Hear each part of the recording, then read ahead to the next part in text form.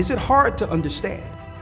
When it comes to reading the Bible, the first thing that comes to mind is the fact that this is the Word of God. The seals have been broken, and the truth is here. And when we go throughout the scriptures, when we go throughout extra biblical records, we find that the language that God employed, that He used to create the heavens and the earth, was the Hebrew language. Christ said, I came for the lost sheep of the house of Israel. But yet no one, no religious leader, no religious church out there anywhere can now identify the 12 tribes of Israel. Can we? God is quite simple, but it seems as if man makes understanding Him hard. What are those mysteries? The truth of your book and the truth will make you free. The Hebrew and Bible Academy, you're invited.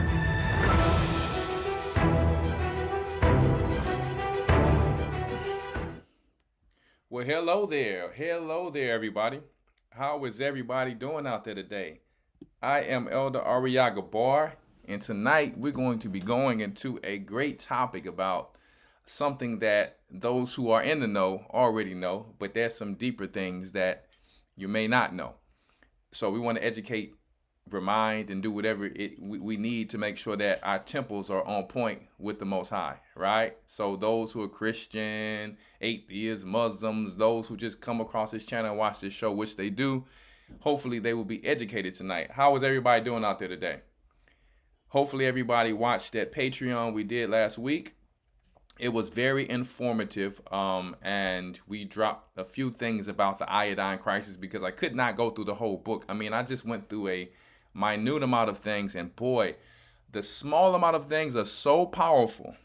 And I am already, I got a lot of logos to ship out. Let's say that. I have a lot of logos to ship out. And my main goal is what Christ said: heal the people, heal the sick, heal the blind. Blind meaning the people who are spiritually blinded, not knowing who they are. And if we can physically heal the blind, hey, we're going to try to do that too, right? Our job is to take that valley of dry bones and rise them to an exceeding great army of the Most High. And we can't do it unhealthy, okay? So I want you guys to make sure that you're hitting that like button because it really helps to get the information out. My goal is not to exalt myself. My goal is to exalt the Most High God in doing His work. That's why I joined this walk. When I was a little boy, I just saw that the Hispanics and the black people were the only people struggling, and I was very young when I was able to understand it very early. And I witnessed it very early. And I had a desire to find out how to help my people. And I thought I should go be Robin Hood, right? But, it didn't work out that way. So we have a lot of, brothers out there, sisters out there who probably wanted to help in a certain type of way, thinking if I can make all the money in the world, I can help my people. But that's just not the way, right? You end up getting sidetracked, along other ways, other wrong pathways, a shortcut that can lead to a long way, right? So, anyway, tonight, man, we have a lot to dive into. Sometimes I like to go to, some of you guys probably know it. My wife is the one who showed me about this DuckDuckGo web browser because it's faster, more privacy, and they reveal more links than Google does. Google is you can type in the most basic thing, and Google a lot of times is going to show you what they want you to see. Okay. Shalom, Robert Kemp. Shalom, everybody. Make sure y'all hit that like button. Sometimes I go back, look at the show, great views, but I see, not enough likes, but it could be the people that's coming in later because my show is late. But if you're on now, I'm just reminding you to hit the like button. We really want to get this information out to more people. First and foremost, the split between Israel and Judah. If you are a new Bible person, you want to learn the Bible, we have something called a Hebrew and Bible Academy. And all you have to do is go to historytimes.org, which I'm on there right now. And guess what? We have, you understand, lessons that you can watch on Sunday. Because guess what? You should be actually going and worshiping the Sabbath, as the scripture says. And on Sunday, you can still go to church on Sunday, but really we go to school, right? Because the Bible says to worship the Sabbath day and keep it holy, not the Sunday. But we still educate ourselves throughout the week. As you see us tonight on Tuesday, we have my class. On Wednesday, you have our elder. Okay, over the whole church, Elder Rawchaa on Wednesday nights. You have Deacon Hazak in the New York body. He comes on Thursdays. Elder Amar comes on Fridays. Elder Rawchaa comes back again sometimes on Fridays. Either him, Elder Lawya, or Elder Amar. Then to come back on Saturday and Sunday. It's a lot of work that the brothers are putting in to try to bring this kingdom and keep our people grounded, keep a strong foundation, because you start out with many people, but a lot of them fall off, which is why Christ said, he that endures to the end, the same shall be saved. And a lot of you don't know, you have your seasons to get attacked, even though you're doing good. Sometimes people will think, I know I have a season where it's like all of these things just happening, and you're like, man, you start to question, am I doing something wrong? No. Like Job, everyone has a season. Christ himself, when he was fasting and going through it, he was attacked by the devil. Sometimes you just have that season where you got to go to war. He rests a little bit, then he'll come back later and try to do it again. So, and that's why a lot of Christians cannot survive in this, because they think that, it's all about making money only. No, you have to be ready to go through the warfare with or without money, right? You have to, like Paul said, come together for the worst, for the bad times, for the important necessity time, not just when somebody has, a lot of good going on. We have to be together when it really counts. Okay. So anyway, shalom. I know everyone's coming in saying shalom, but I have to get started because and I'm shaloming everybody as you guys come in. All right, but I do have to get started. So we have a long show, and this is a very important topic. I'm just bouncing off of the last Patreon that I did, and I'm glad that I was able to speak freely on Patreon about this iodine. And I do also, those of you who are subscribed to my I'm a lion, I ain't lying, I spell it like that on my Instagram, because that's where I'm posting daily workouts, daily little information about maybe what I eat, what I cook, what I'm doing on the homestead. And I will be posting more on my Lions Homestead channel as well. So I'm just always working, right? So if you follow that page, you're going to get like just every day, just basic updates, how to stay healthy, basically, right? And the good part about it is it's all for free. Okay? So anyway, let's get back to it. If you're new or if you're not new, you probably already know we did the split between Israel and Judah. Okay, we also taught the people about something that's not being taught about in the earth, about who is Edom, right? That stealth warrior, that stealth bomber, that you understand, that person who you see every day, who no one knows that is one of the main antagonists in the Bible. Not all of their seed, but a majority of, not a majority, but the top, the upper class of Edom. Okay, the elite, the so-called 2% or whatever they want to call it, right? The blood drinkers, the Amalekites. Okay. We talked about who is Edom, and we also talked about the split between Israel and Judah, which is very important after the fall of our forefather Solomon, King Solomon, from the line of King David, right? So just pay attention.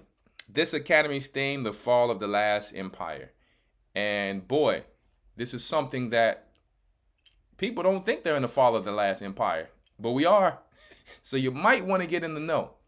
And I might be saying it lightly too, because, that's just the way it is. I mean, I'm smooth and calm about everything, but hey, we are in the fall of the last empire, where you see a bunch of modern day East Indians, but ancient, in an ancient term, they were called Babylonians coming over here. Okay. They were being tested, guys. A lot of technology in their country was being tested for the mark of the beast. And now all of a sudden you see them over here for the fall of the last empire. So we're going to talk about it in the Hebrew and Bible Academy. In-depth lessons, path to the mark, the return of the hidden gods. You don't want to know about the powers, the angels, right? You don't want to know about these things? I think you do. You might want to know, right? Don't get fooled by all of the apocalypse movies, right? The post-apocalypse. What's post-apocalypse? After World War III, after everything goes down. These are them who's trying to survive through it. When the chosen and the righteous shall be in the wilderness with Christ. After they make it through these famines and these hard times. But post-apocalypse? Oh no, the children of Israel is guarded by the angels. So I'm not letting them scare me or mine with some zombie apocalypse. Right? Anyway, the return of the hidden gods. Daniel 7, the fall of America and the fall of the last empire. And you can also learn Hebrew and get news that cannot be, spoken freely because of this freedom of speech, right? Modern day, they say you have freedom of speech that you really don't have. So we do that with Elder Rawchaa on Sundays. So I just wanted to go there. Now, the Academy is 3 months online, like I said, and it starts from Sunday at 9 a.m. Eastern Standard Time to 2 p.m., all right? And I will be coming on there next week, if it be the Most High's will, to speak about a few things. So make sure you stay tuned and join the Academy, because sometimes Elder is going to bring on a few guests to help to educate the people even more, all right? So not only is it a school, it has, education with entertainment as well. It's great to be able to learn in an environment, like it's a college setting or university setting, but it's not boring like Esau is like, what you have to do is, what we're going to do is, and everybody's falling asleep in class. You're definitely not going to do that in the academy, right? So, just wanted to bring that out. And yes, ladies and gentlemen, we are going through a topic tonight called Don't Eat the Blood. Don't eat the blood. Why don't eat the blood? Man, I have a lot of information, and I'm praying I can get through the calls tonight.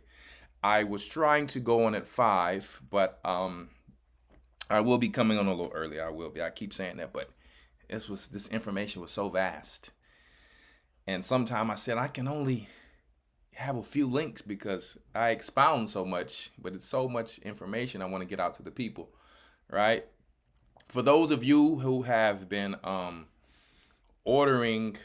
pre-ordering your iodine, it may come sooner than you think, if it be the Most High's will, right? So you should have that Lugos solution in your hands very soon, because I sold out in 2 weeks. And listen, I already knew that once the people got a hold of this information, the devil himself was trying to keep, because he's the one who started a plan to take this information away from you, that it was going to get crazy. Up until I got it to the warehouse, it was issues, right? So, and hey, boy, all I'm going to say is stay doing what you're doing. I got to be careful how I speak on here, but hey, I got me a little cranberry juice in here. This morning I have my iodine in here, my selenium and all that.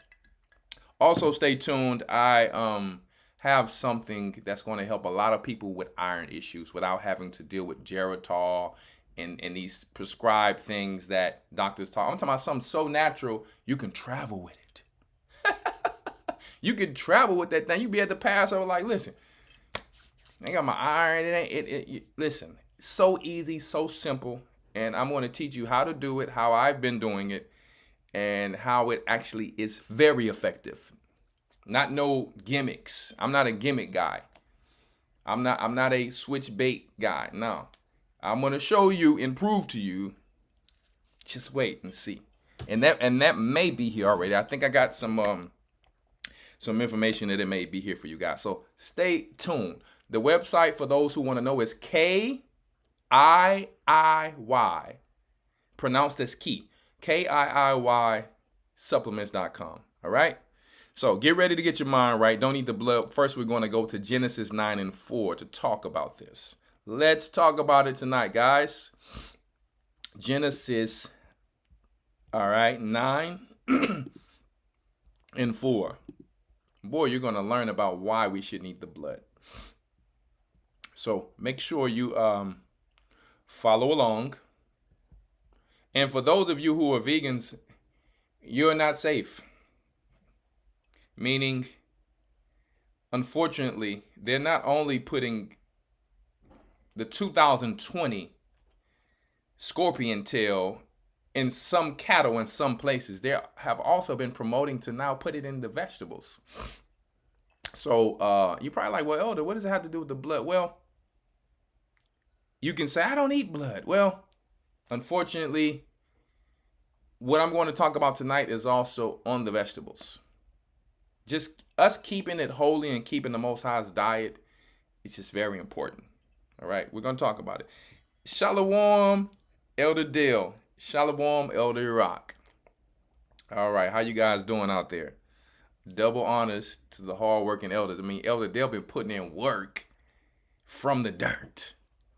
I'm telling you right now. Let me tell you, over 16 years ago, Elder Dale been, boom, consistent on the Elder Rawchaa.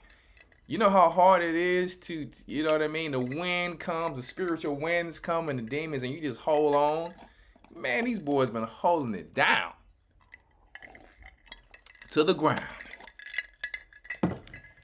Anyway, let's get to it. All righty. Let's talk about it really quick. Let's just go through a few scriptures. I mean, I have a lot of links to go through tonight. Okay. We're going to start at verse 3. Genesis 9:3. Every moving thing that liveth shall be meat for you. Even as the green herb have I given you all things. So, even though he says every moving thing that liveth shall be meat for you, humans move. Huh? But is he talking about humans? Of course not. Whales move, sharks move, rabbits move. But this is where people who are simple and maybe don't mean any harm, that's why they need a teacher. Because precept must be upon precept, line upon line, here a little and there a little. That you can understand that, hey, a person who will just read the Bible like a novel may think they can understand, but we're like, no, let's jump over here to show you how this relates to this, how this correlates to this. Okay? Just because he's talking about everything moving, that doesn't mean that you can eat everything. When you go to the laws of Leviticus, see, Deuteronomy, you will understand that he didn't mean you can actually eat everything that moveth. And matter of fact, for the vegans, even though I'm not attacking vegans, I want them to understand because they try to always bring some doctrine instead of just eating their little vegetables. The first thing he said was a moving thing. That's the first thing he said you can eat. Just so you know, in this particular scripture, every moving thing. Now the vegetables do move. My vegetables moving outside right now because the wind is blowing. Right? Every moving thing that liveth shall be meat for you. Even as the green herb have I given you all things. Now, you probably were like, well, he said we can eat herbs, but I really want to know which one of you are not just using herbs for garnish and spices.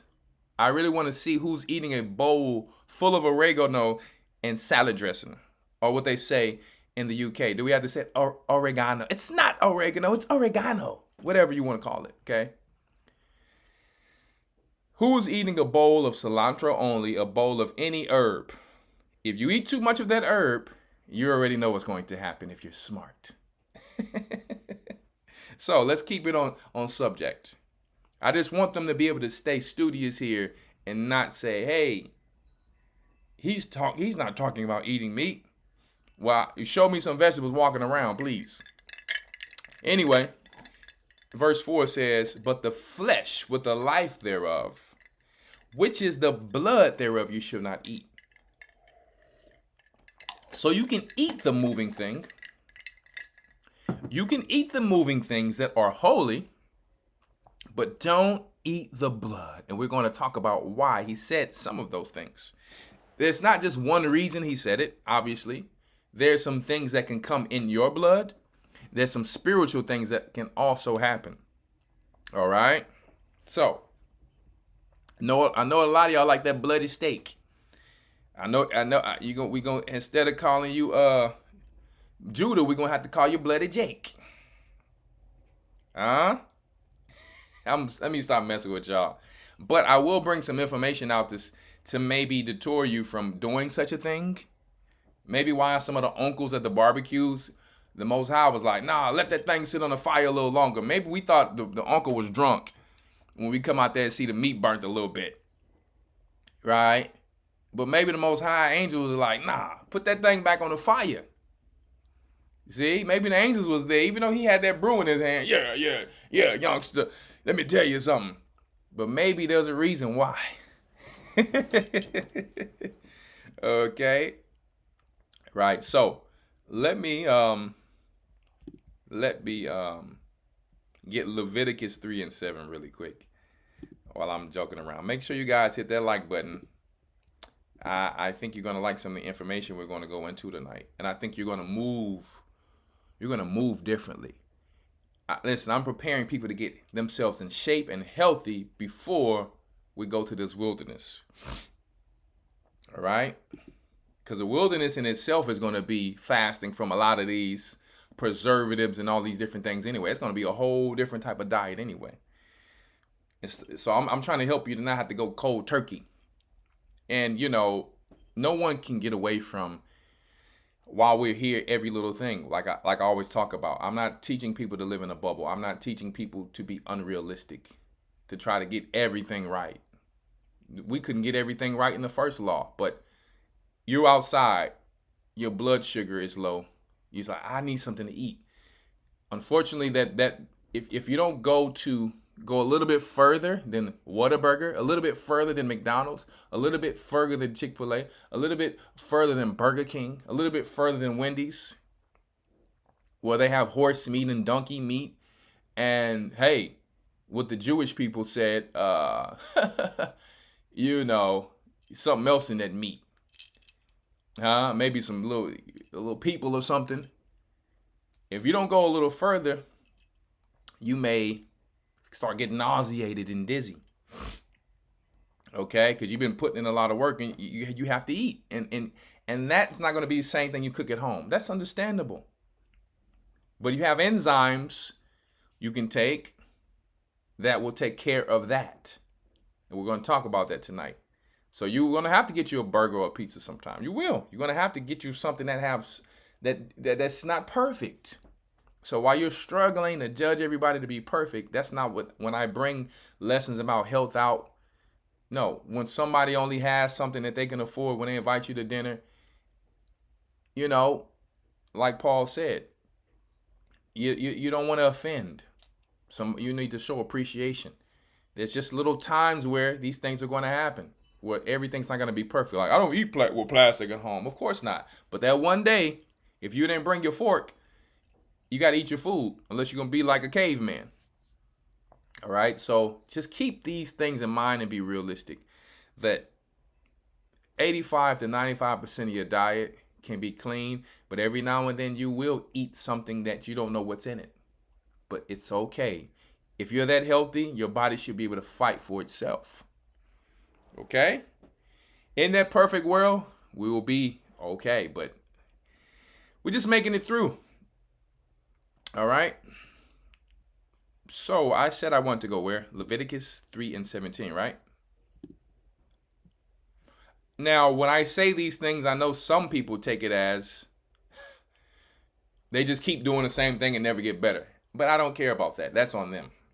I don't have time to force people to do anything they want to live. They get one life, let them live it.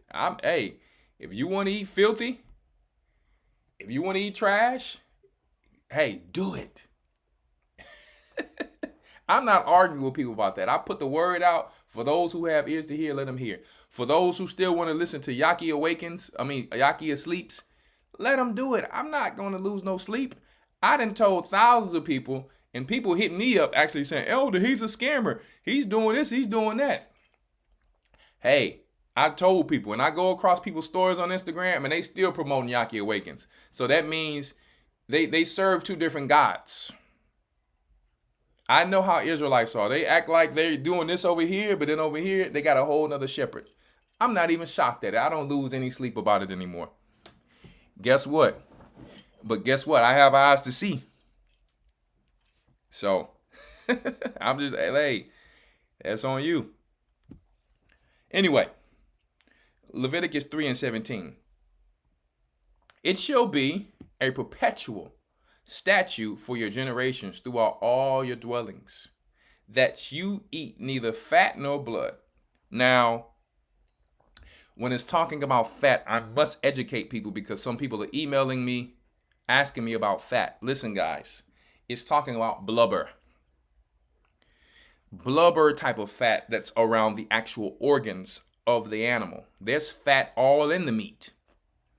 He's not talking about that type of fat. Something that you would use to actually make like beef tallow or tallow from sheep or whatever the case may be. He's not talking about that. He's actually talking about the specific fat that was around the caul, the kidneys, and the liver. If you ate that type of fat, you would really have cholesterol problems and issues. It's just too much fat for the body. Okay? Obviously, the Most High is not against eating fat. If he's talking about you're going to eat the fat of the land, olive oil. You got fat and nuts, and he's not saying you can't eat fat, guys. He's just saying the specific fat that belongs to him with some of those organs. So I had to put that out there because some people will let me tell you, if you don't eat any fat, you will die. You need cholesterol. You need it. Your brain is made of fat. Okay? That's just how this thing goes. Leviticus 7:26. And if you're not eating enough fat, shame on you. Okay? Healthy fats. It's a balanced diet. Proteins, fats, carbohydrates. All right? Healthy fat. Sorry about that. I didn't click the wrong thing. Apologize. So, yeah. Let me go to my next scripture. Sorry about that. Leviticus 7:26. That's where I wanted to go when I lost my thought there. Leviticus. Before we get to our links, I want to get to a few of these scriptures really quick. Yeah, we just warming up right now, guys. We just warming up before we start really hitting that weight. All right. Leviticus 7:26. Shall we?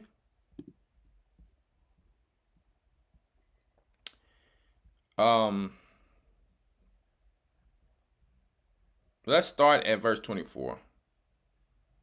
Now we have let's start at verse 22. We have a lot of laws here.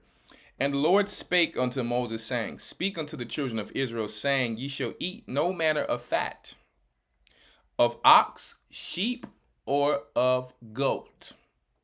Once again, when you slay these animals or slaughter them, guys, they have a lot of fat on them. So he's telling you, do not eat that fat. You basically cut off as much fat of the animal as you can until you get to that meat. That meat is going to have a natural fat already in it, in between the muscle. Okay?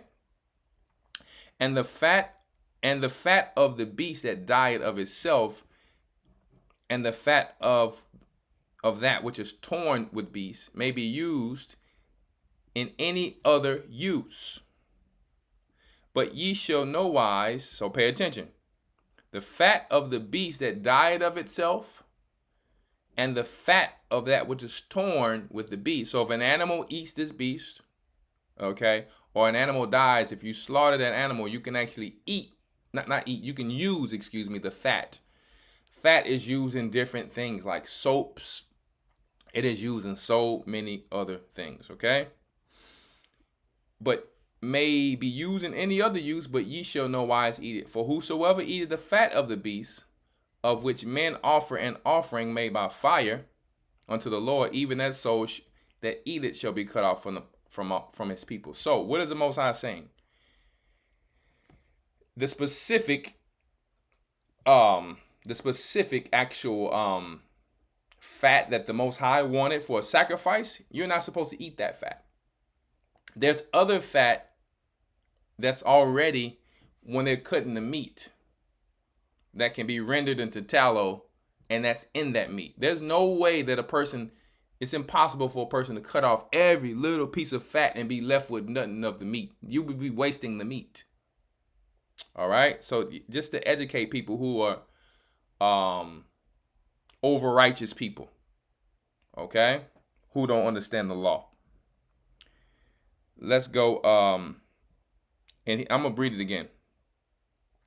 Verse 25, for whosoever eateth the fat of the beast of which men offer, the fat of the beast of which men offer, and we're going to show you where that is, an offering made by fire unto the Lord. He's specific about which fat he wants. And no one's trying to go out their way to eat no fat anyway. We want meat. Okay, no one's sitting around trying to eat a bunch of fat. Because one, you're going to become obese, cholesterol issues, and your hormones are going to be thrown all over the place. Okay?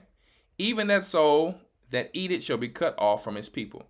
Moreover, ye shall eat no manner of blood, whether it be of fowl or of the beast in any of your dwellings. Whatsoever soul it be that eateth any manner of blood, even that soul shall be cut off from among his people. I'm going to show you something. When you have a flock, I want to, in case I have to speak in a parable, just remember when I'm talking about livestock or sheep later down in the lesson, hey, the Most High calls us his sheep, right? Okay. Now, when you have a sheep or a goat that's sick, naturally what happens with that animal or cow, they separate themselves from the herd. For those of you who may not know that, they actually separate themselves naturally from the herd. When we're in the wilderness as the Most High sheep, he always tells us you're going to be separated, because there's certain things you do, it's going to translate to the other people. Sin, even spiritual things, sin, any of your actions that you do can go to the other people in the body. So the Most High is like, nah, separate if you're unclean.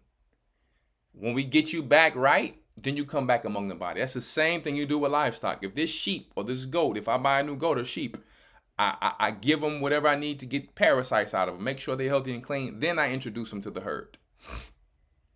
So the Most High is showing you through the scriptures how to deal with livestock and how the body works. Even when he says, if you got to cut off one of your members, he's saying basically if there's a sin that you deal with, if you don't cut that sin off, your whole body is going to go to hell. Or as well, he's talking about the body. If there's a body member in the body of Christ that's just sinning, acting crazy, and thinking just because they call it on a higher that they get into the kingdom of heaven, if that body member becomes heretical or is dealing in any type of evil way, eventually, if it's going to cause the whole body to suffer or fall, that body member has to get cut off. Right? So when you read these scriptures, he's always relating it to livestock, planting, a lot of times when we're in the scriptures. So let's go to it. Did we finish this one? Let me see. So as you see in 27, he says, even that soul shall be cut off among his people. Okay, that's not what I want no more. All right, so we're going down. We're going to go to Genesis 25 and 30. Genesis 25 and 30. Thank you guys for keeping up. Make sure you press that like button. Genesis 25 and 30. Lord, they got it smelling good in there. Father, have mercy.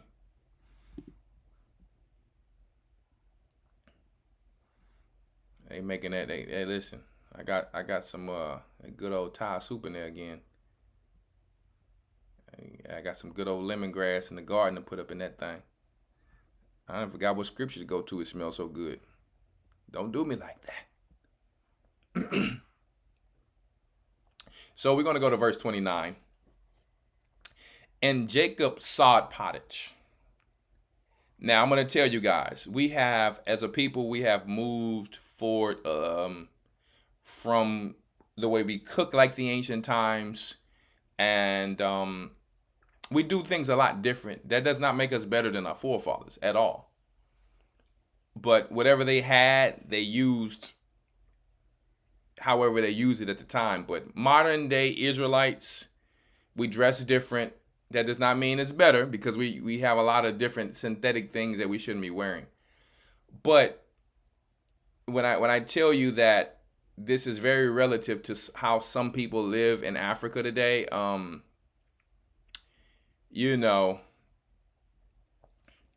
it's very similar. Modern day people, we brown our meat with oil, especially if you're from the South.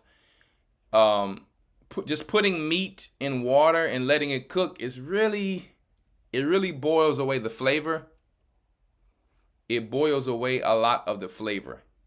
About time you're done browning that meat, a lot of it, for the most part, will not have blood in it, unless it's like a chicken leg or chicken wing, something like that, or even sometimes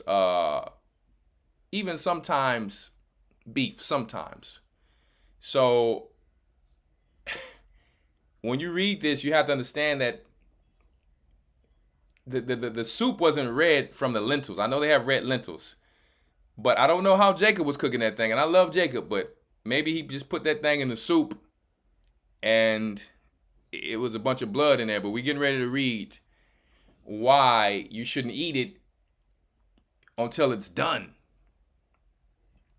Verse 29 says, and Jacob sowed pottage.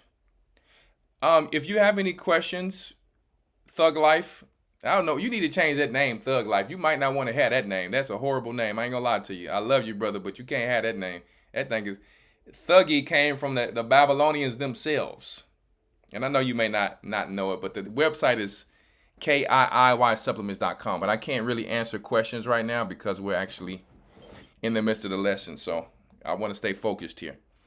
And Jacob sowed pottage, or he was boiling pottage.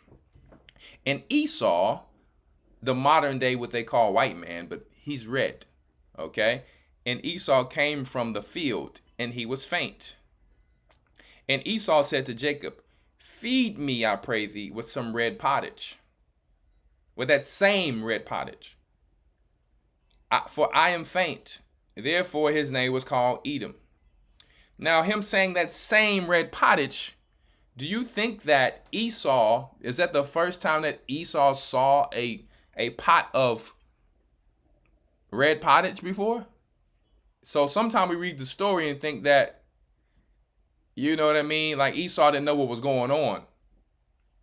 No, Esau was a cook too. Esau will prepare venison for his father.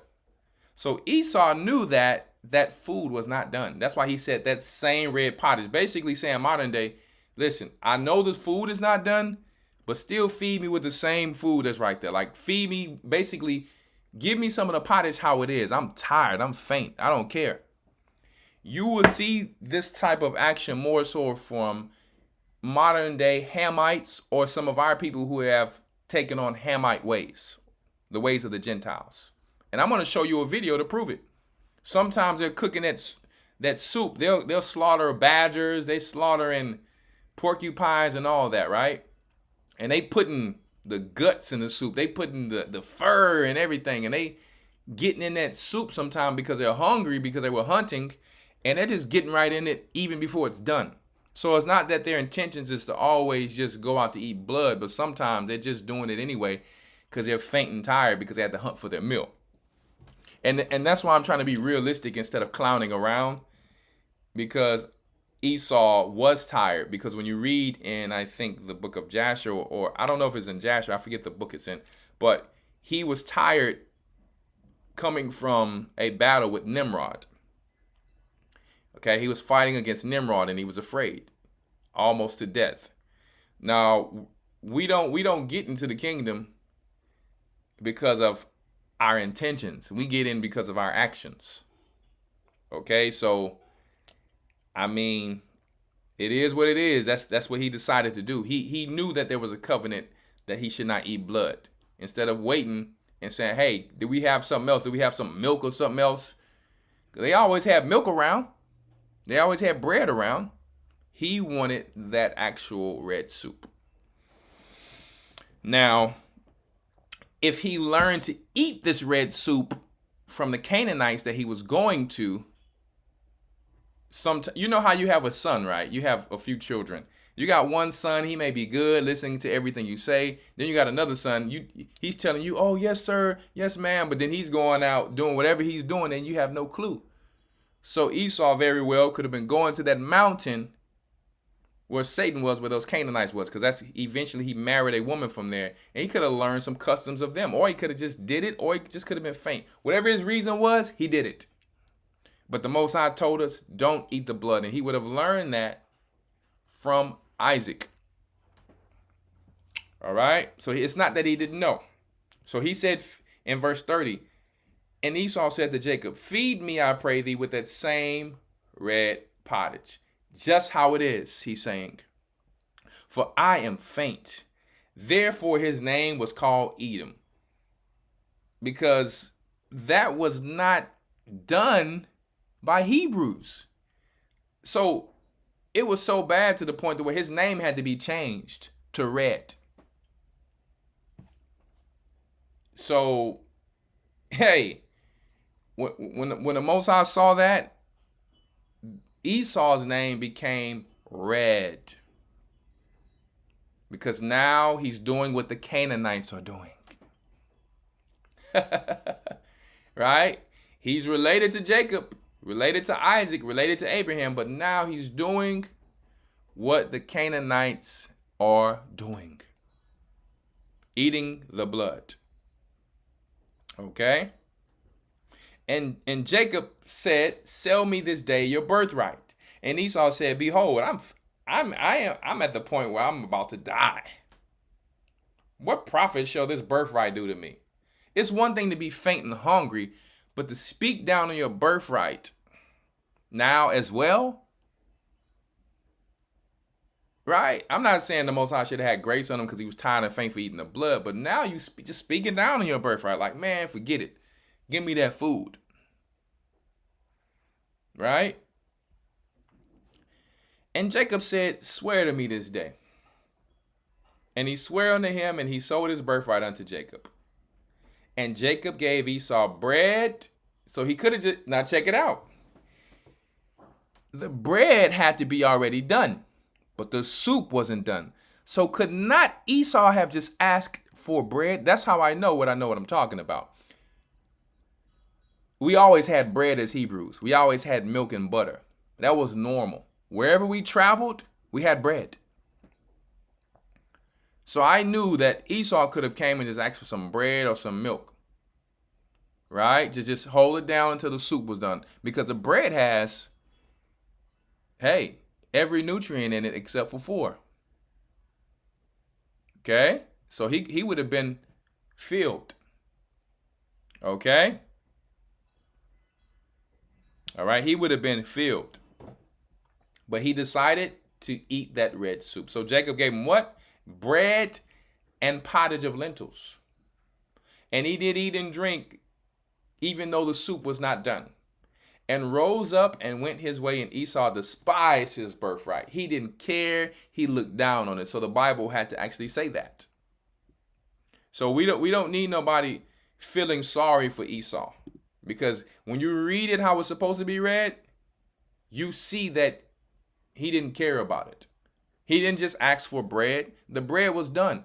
Because if you're serving me soup that's not done with bread, that bread must be done. Or you would be getting raw bread that's just dough and soup that's undone. Okay? So there's no need to feel sorry, because he said, feed me that same red pottage, meaning just how it is. All right? What if it was spices making the pottage red? I am so glad, Miss Awaken, that you said that. I am glad, because that's the next scripture we was going to. Miss Awaken, I have your answer. Because this is why you have to have precept upon precept, line upon line, here a little, there a little. And I can show you cultures that still cook the way that Jacob was cooking. Right? We're going to go to Hebrews 12 and 16.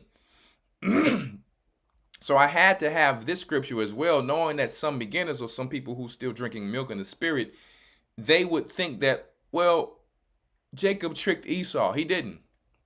This is how we're going to prove in the Bible that he knew that the soup was actually undone. One, I just told you through the key word. He said, feed me with that same red pottage. To say the same red pottage, meaning I know that the soup is undone. Esau's a cook himself.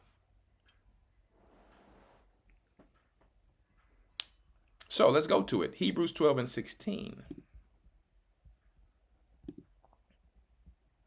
Hebrews, and guys, you probably don't even know where the lesson's going, but we getting ready to go into it. You're going to be like, whoa, I didn't see the lesson going here. Hey, guess what? Hey. That's why you got to stay tuned. Here we go. Excuse me. You ready, Miss, what was the name? Miss Awakened? I don't know. I know that's probably not your real name, but check it out. Hebrews 12 and 16. I want you to pay attention. Let me see. Let's go to 15. Looking diligently, lest any man fail of the grace of the Most High, lest any root of bitterness springing up trouble you. As a matter of fact, 1 second. Yeah. Looking diligently, lest any man fail of the grace of the Most High, lest any root of bitterness springing up trouble you, and thereby many be defiled. Lest there be any fornicator or profane person, as Esau, who for one morsel of meat sold his birthright. Miss Awakening, I hope that answered your question there. There was meat in that pottage. Precept upon precept, line upon line, here a little, there a little. And we've been teaching this from the beginning, right? So there goes your meat that was in that pottage. If you cooking beans with no meat, them beans is trash. I'm going to tell you right now. And now you may like it like that, but maybe because I'm from the South, them beans probably taste like air. Let me tell you, down here we got that sausage, which I can't eat they sausage. I got to make my own or get it from a certain place because of the pork skins. But, you know, I don't really eat the sodium nitrate sausage in the store like that because that have cancer things popping off with that, right? So I have to go to a specific butcher to make sure they have beef skins with beef sausage. I don't eat that sodium nitrate. Trust me. It kills not only bad bacteria, but good bacteria. It's a preservative they use, but they have I just learned they have natural sodium nitrate that you can deal with when you're making sausage. But it's like totally natural, okay? Naturally occurring. But only beans I'm eating like that if it got to have some broth in that thing to get close to some type of meat taste. Boy, but just beans and water and butter and some seasonings, they can't hold the seasonings. You need that meat up in there. Please don't ever serve me nothing like that unless that's all you have. I'm going to pray over that thing and act like it's some meat in there. Lord have mercy. I'm from Louisiana. Please don't do that to me. That ain't going to be right. Okay? Anyway, so showing you that there was meat there and that Esau is a type of person. There you go. See, Humble Servants Homestead, she be on her game. Celery salt as a natural cure for sausages. That's the one I was talking about, my sister. Exactly. See, the homesteading life, it may look like people simple, but they have way more wisdom than the rest of the world when it comes to how to live. That's the real cash. That's the real bag. So we all have to learn it. Okay? We need to learn it because that's what we're going to be doing in the wilderness. Holding each other down, right? Anyway, have you guys noticed how if you have Esau friends who are wild, they be out there chasing hogs, rolling in dirt, putting deer piss on them and all, deer urine and all that on them to catch their little deers, and sometimes they end up getting hurt out there. And it's saying, lest there be any fornicator or profane person. Now, people who use profanity a lot, Esau, have you not noticed that most of their slang words are fornicating words? And you know, it'd be crazy how they use the F-bomb for everything. Oh, F me. Oh, you know, he sucks. Hey, it's like they have, and excuse my language, but all of their words when they get emotionally happy or angry, they're always using sexual, promiscuous profanity in their language. Have you guys not noticed that? I can't say them all on here because it's unlawful for me to speak these things, but I mean, they got some words. The F word is usually, you know, oh, F me. I'm like, whoa, whoa, whoa, whoa. You know, they don't necessarily mean it, but it's become a part of their culture where you can see a proper corporate guy say something like that. And you're like, man, what's going on? This is just Esau. And the Bible is describing them. What somebody said, word salad. The Bible is describing them exactly of who they are. How could you not know who Esau is? The hunter. When you turn on the TV, who do you see hunting most of the time? It's not that Jacob can't hunt or don't go hunt, but who was the main hunter? It was Esau. He got the he got the activated charcoal under or whatever substance they use all on his face. You're right. He's disguised in the grass. You know what I mean? He smells like the animal so he can catch him. Cold hunter. Can't knock him for what he does. He be on his game literally. Right? So I'm not going to put no salt in his game because he on his game. And everybody got to have him a white friend. It's just what it is. Because they're going to do some things some things you're not going to do. It's not that you can't do them, but Jacob wasn't really doing all that. He's worrying about making sure he stay alive. He's not jumping in the water with sharks. He's not swimming with alligators. We know some country black dudes who do some things like that, but that's not necessarily what we do. Okay? So I wanted to bring this out there to prove that there was meat in there which caused the blood. Those red lentils did not dye the soup red. I'm not saying they can't, but they didn't, according to scripture. All right? So you probably like, is this just going to be a basic lesson about blood? Of course not. 1 Samuel 14:32. Just giving you some examples right now about how the Most High told us don't eat the blood. And then we'll go into some links and you're going to be like, wow. Yep. 14:32.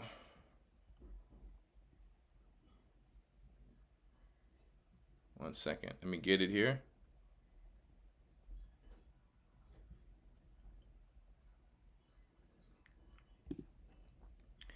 First Samuel 14:32. Man, this wind is blowing crazy out here tonight. And the people flew upon the spoil and took sheep and oxen and calves and slew them on the ground. And the people did eat them with blood. Now, why did the Bible feel like it needed to highlight it? We just read in the law that it said don't eat sheep, oxen, calves, goats, you know what I mean, with fat, and don't eat the blood. And what do we see here? A law being broken. They were going to war with Saul, okay? And I think they were going to war against the Philistines, and they were hungry, famished, and starving, and they end up eating the blood. So they ate them with blood, verse 33. Then they told Saul, saying, behold, the people sin against the Lord, and that they eat with the blood. And he said, you have transgressed. Roll a great stone unto me this day. And Saul said, disperse yourselves among the people, and say to them, bring me hither every man his ox, and every man his sheep, and slay them here. So they got a stone to use like a chopping block to actually cut their meat, to actually deal with it the proper way. So you have the king trying to save them from sin after his mess already, though. But anyway, verse 34 says, and Saul said, disperse yourselves among the people, and say unto them, bring me hither every man his ox, and every man his sheep, and slay them here and eat, and sin not against the Lord in eating with the blood. And all the people brought every man with his ox with him at night, and slew them there. And Saul built an altar unto the Most High, and the same was the first altar that he built unto the Most High. So I wanted to show you once again another situation where the men failed to doing something the Most High said. Now this wasn't Esau. This was an Israelite. These were Israelites dealing with this, right? And we know that Jeremiah 10 says what? Let's go there before we go into our links. All right. Jeremiah 10.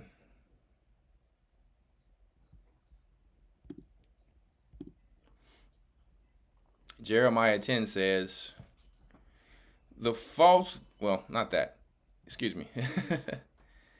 hear ye the word which the Lord speaketh unto you, O house of Israel. Not to the Gentiles, to you.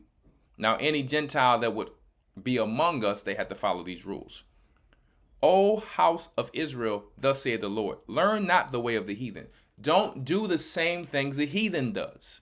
All of these things we learn from white people. Oh, I got to wear Gucci. Oh, I got to wear this. Oh, I got to do this. Oh, I got to eat my steak like the white people because that's the proper way. Who says that's the proper way? Who has been made the man to say that it's best for you to eat your steak like that? It came from the white man or the red man. And I'm going to prove it. It's already proven through the Bible, guys. Our God told us don't eat the blood. Well, there's no blood in there when I cook my steak like that. It better not be. If that thing leaking, if that ain't grease, and that thing is like that, because I know people in Europe who try to act pompous and, every time to act proper every time. They, for some reason, everything they say is the correct way. Wrong. Wrong. It must be too cold out there. Y'all need some sun. That's wrong, because our God said to do things a certain way, and that's the way we should do it. Right? So, any place, it's unfortunate that our people have went among the Gentiles, America, Australia, Jamaica with the carnival time, Trinidad. I could just keep naming the places. South America, they learned a lot of things from white people, Puerto Rico, everywhere we go. We have taken the ways of our captives in some ways. Okay, we have. And if we don't acknowledge it and do better, maybe we'll suffer for it, from it for some of the things I'm going to bring out tonight. So I'm not telling people to serve you a burnt black charcoal steak. That's not what I'm saying. That's not what I'm saying at all. But the good part about some parts of the skin being burnt, and I'm not saying like really burnt, it actually acts like charcoal into actually taking toxins out of you. When some of the meat on some part of it is burnt, you're eating, but any poisons or toxins coming you, that's actually acting like charcoal. Just like they make activated charcoal out of coconut husk and stuff like that. Yeah. So the Most High knew perfectly exactly what he was saying with everything. I'm not talking about tough, dry meat. It's not what we're talking about. That thing still got to be tender in the middle. Right? Don't get it twisted. You're going to break your teeth on something like that. So, learn not the way of the heathen, and be not dismayed at the signs of heaven. For the heathen are dismayed at them. For the customs of the people are vain. All right? So I'm not going to go into the rest of it because I specifically want to show why Israelites in specific should not deal with this. If other people want to deal with it, I'm not arguing them down and fussing them down. Let them eat their blood. Let them sip their red. Let them sip their red. Now you got to hide your kids and hide your wife. They sipping blood from anything. Right? Now we're going to go into a few links here. But before we do that, I'm going to go, before we do that, I'm going to go take a wiki leak really quick. So I'm going to play a little song. What song should I play? I really don't play songs on here anymore. People sending me too many thousands of songs, and then they be falling off from the body, and it becomes vainglory. So I can't be playing everybody's music on here no more. It always ends up like that. Some musician becomes famous and thinks he's famous, couldn't get famous in the world, and he wants some vainglory. It's like the good mess it up for the bad sometimes. Lord have mercy. So, and I really rather not play my own stuff because I don't want people thinking that it's all about me. It ain't about me at all. So, but let me see. Let's see what Tazabah got in there.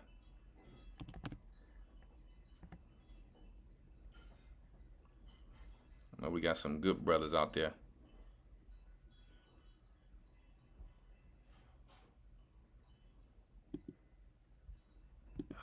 Hold up. Let me see what we got. I'm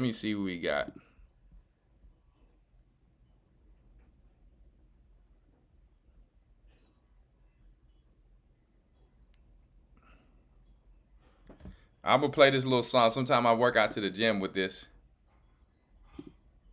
Yeah, it's called Pray to God. Let me see. So y'all give me a second. We coming right back and we going straight in. It's an old song from Tazabah with his little sons. All right. Fair use for educational purposes only. All right. Pain is real. In life, everyone goes through something. Everyone will have a story to tell. Question is, what would it be? Let me tell you about my life, I came a long way. I was chilling with my youngins in the hallways. Every night we had to get it by the hard way. You show your pain, they gon' treat you like you nothing. Yeah, memories of my old ways. Mama had to tell me stop trapping. Everybody saying they too lacking. Had to tell them boys they capping. I gotta stay on it. No fool in the house, it was hurting our stomach. I'm giving them love, they don't want it. I never would think that I'm chosen. My life was a mismatch. I do not think that they get that. They told me they love me, then switch that. Now I'm chilling with God like a kid back, yeah. I've been praying in the night time, hoping that I see the daylight. If I don't make it to the daylight, hope to God that He take mine. Pray to God that He with, pray to God that He with, pray to God He my witness, pray to God that He hear. Ever since 17, busting off 17 from the clip like it was nothing. Block every night it was jumping, just a hard head always getting to something, yeah. Catching fades every day was crazy, looking out for people that was shedding. Mama crying daily cause she raised me, praying that nobody kill her baby. I seen it done physically, homie go mentally, pain inside killing me. Don't know what got into me, can't see it visually, something is changing me. Rest in peace to all my real ones that's dead and gone. Gotta make a change for the good Lord, come call me home. I've been wrong for too long, I'm just trying to do right. Before you take me home, help me change my life. I've been wrong for too long, I'm just trying to do right. Before you take me home, help me change my life. Grew up in the hood where bad things happen. Birds on the corner stuff, can't imagine. Boys outside, poppin' like what's cracking. Stealing from the stuff, they wouldn't think me to happen. It's California streets, crazy to see. They just tryna take your soul. You had to make it out before you get stuck. And go down that long, wrong road. All I got is my faith. It's a struggle every day. Living life is a runaround. Got a chance for way underground. I remember them days. Hard life full of pain. Can't go back to them ways. I just wanna see us change. I've been praying in the night time, hoping that I see the daylight. If I don't make it to the daylight, hope to God that He take mine. Pray to God that He with me. Pray to God that He with me. Pray to God He my witness. Pray to God that He hear me. I've been wrong for too long. I'm just trying to do right before.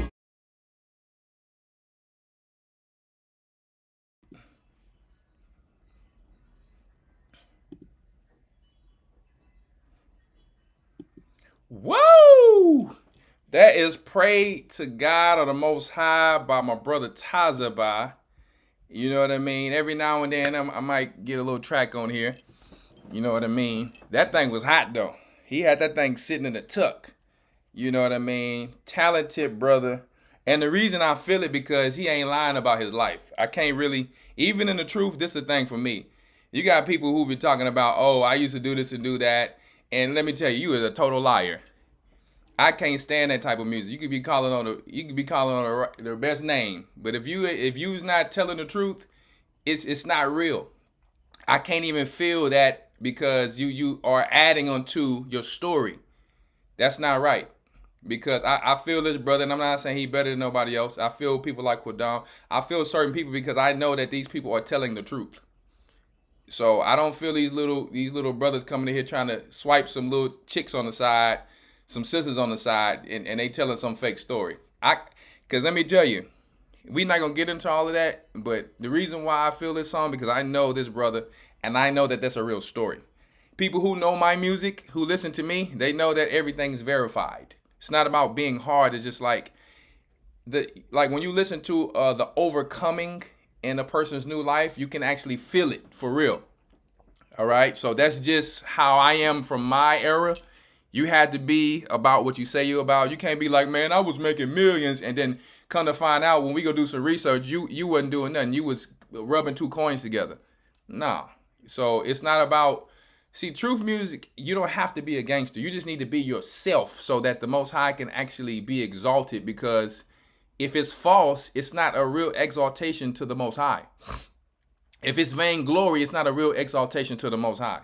See? So you can be a perfect kid who never went through none of that, and I'm still going to feel it because you're being yourself. Okay? So I just want to put that out there because, hey, we got to be official. We got to be official, straight up. You can sing the best song or rap the best song, but if it's just flawed or false for me, and it's like just like vainglory, I will not play it. If everybody else play it, they can play it. But I'm a man. I'm a man, and I only roll with men, the elderly people, the men, the elders, and men of principle. I don't deal with clowns and vainglory. So you got to be true and humble. You know what I mean in this. So anyway, let's get to it. Just so y'all can know, don't send me nothing if it ain't involving that. Okay, please. So let's get to it. Tribes, let's go to tribes eating raw meat and unclean foods. I want to give you an example of what Jeremiah 10 was actually talking about. Man, that wind is blowing crazy right now. I just want to give you an example. Let me see, can I find, I want to put this out there. I'm not putting this out there to make fun of these people, but what I'm learning is that the Bible is so accurate. It's so accurate because some of these Canaanite type of tribes, some of these Hamite tribes are still doing some of the things the Most High told us don't do till this day. And some of our people who live among them have either mixed with them or live very near them and have turned to doing some of these things. But there's a reason why we shouldn't do some of these things. All right. And we're going to go through it. So this is one of the tribes they call out there a Hadzabi tribe. And I feel like Esau is not right. I think Esau is probably going out there, putting these guys on camera, and he's getting views, and he's probably getting these guys a pack of rice or some bread every now and then, or Coca-Cola or something like that. I think that's not right. But I mean, it's on the internet to see, so I'm just showing you for an example. All right. Sometimes they'll just get badger, they'll get any little thing, monkey, and they just eat anything they can to survive, which shows you how on point the scriptures are. Usually a lot of people who's living out there like that is either going to be Ham or Reuben or Canaanite tribes. Okay, that's usually who you're going to see. So let me see, can I find one of these videos here? Because they just eating a lot of stuff raw, not cooking it. I mean, they eating this tripe right here. It's just not even cooked. So I'm just showing their customs. They can do what they got to do to survive. I'm showing their customs.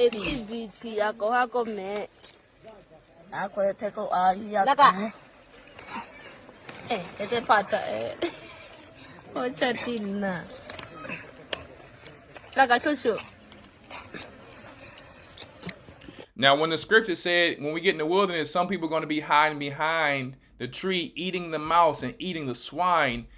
Some people may want to be among the children of Israel.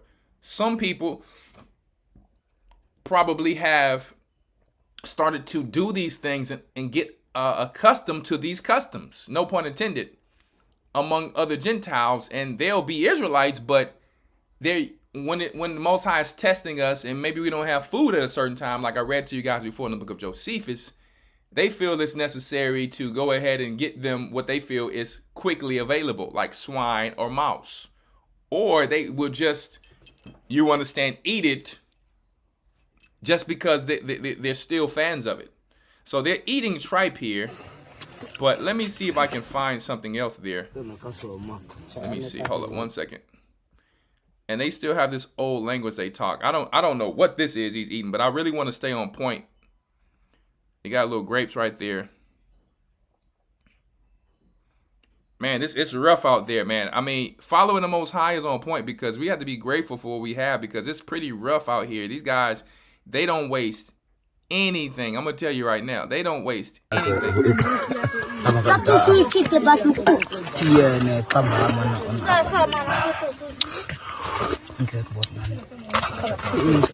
Hold up. I know there's a lot of videos on here like this. There's so many where they're actually eating raw meat.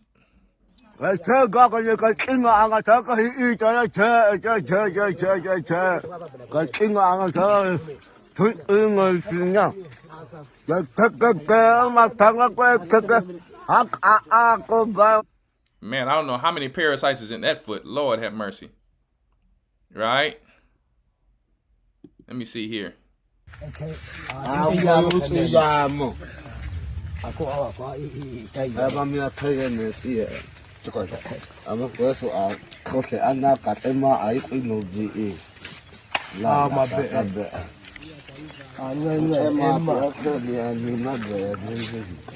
So they cooking these, but it's some ones where they eating that thing raw, guys. I mean, it's pretty crazy. And I'm not gonna make the whole show about this, but Lord have mercy. You Israelites, you are blessed because even in your captivity, it's been rough, but it ain't been this rough. So Judah let me tell you, Judah is blessed. It's have been almost one of the, and we never brag on captivity, but you've been blessed on the Esau. If you were among them Arabs, and when our forefathers were enslaved to the Arabs, you talking about stuff like this. It's real out there. You guys are blessed. The Most High loves his people. Let me tell you right now. Because it can be just like this where, oh boy.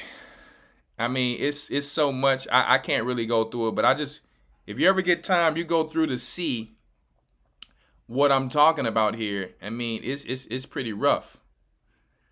I mean, these guys are eating, I mean, they eating that tripe raw. I mean, they just rinse it with water. I'm like, Father, have mercy. Father, have mercy. And not only these guys. You might think, well, Elder, they doing what they have to do to survive. Well, let me show you. You think that that's just the case? You think that that's just the case. So I'm probably not going to be able to go through. I probably should have checked out some of this before I got on here. It was just so vast. I thought I can... Lord have mercy. So, I mean, yeah, let me go to the next one. This will take me forever trying to find one of those actual videos. I hope you. aha ma ba wa ma ko ta tu kun na ota usepa na ota ka kata on usepa na aya to gosanga na ta kwa kaya ta tu kun na second na ota mana kama ta when usepa na kwa. Oh no, brother, don't do that. Sama aha ma ba wa ma ko ta tu kun. I thought you finna get straight money with that, but listen, we're gonna go. It's so many of those videos he got that the Esau trying to get his views off these guys. Once they find out, they probably gonna eat him. It's some tribes out there that actually do cannibalism and all that. But I have to move on because I can't find exactly the ones that I be seeing every day. Those of you who follow my I'm a Lion, I Ain't Lying, you already know some of the ones I be posting. Like, Lord have mercy. So we're going to I have a link of another tribe, Hamite tribe too. Fair use for educational purposes only. Come on now, come on with the link. What's going on here? What's going on? Why is it taking forever? Excuse me, guys. I don't know why this thing. I got 2 links for this same tribe, so it's all good if you don't want to show me this one. It's all good if you want to do it like that. There we go. Fair use, educational purposes only. Now this is Ethiopia. A lot of you guys, we're Ethiopians is, Jews and you know what I mean? We're related to the Ethiopians. No, we're not. Let me tell you right now.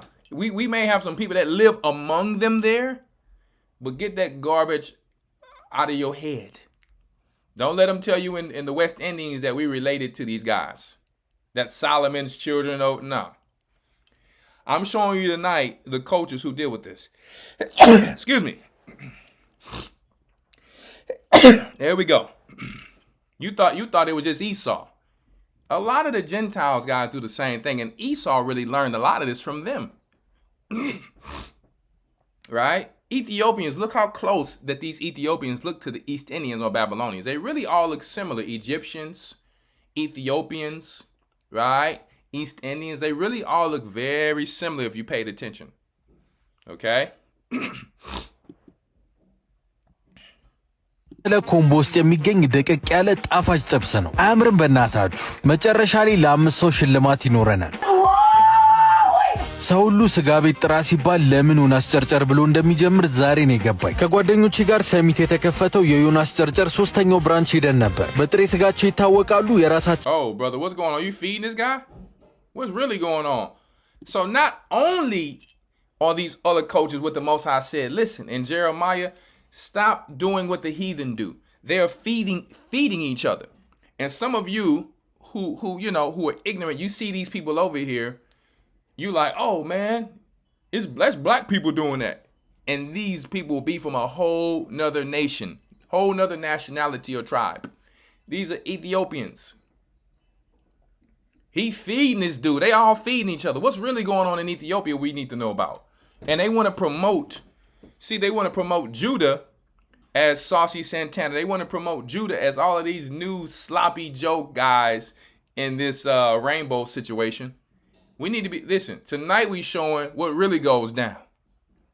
How the Egyptians get down with each other. How the Egyptians get down and, they be twerking. You see? They be twerking in Islam. You didn't know it, did you? And I'm not lying. There's videos on the internet. Okay? So you get to see how it gets down in Islam. Because a majority of Ethiopia is also Muslim. There go your raw meat, not just from Esau. This is where Esau learned it from.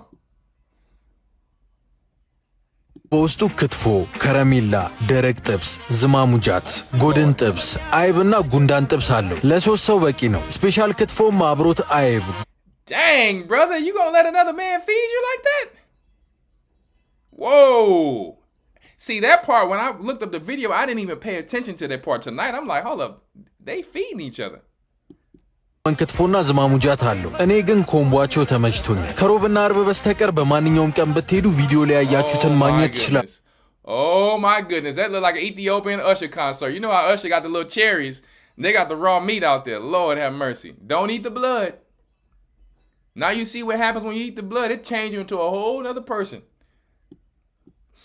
እንደተለመደው ከአንድ እስከ 100 እድለኛ ቁጥራችሁን ኮሜንት ላይ ጻፉ። ቁጥሩን ያገኙ 5 እድለኞች ይጋበዛል። We thought it was bad that the dude come with a little salt and he be doing a little sprinkle of salt.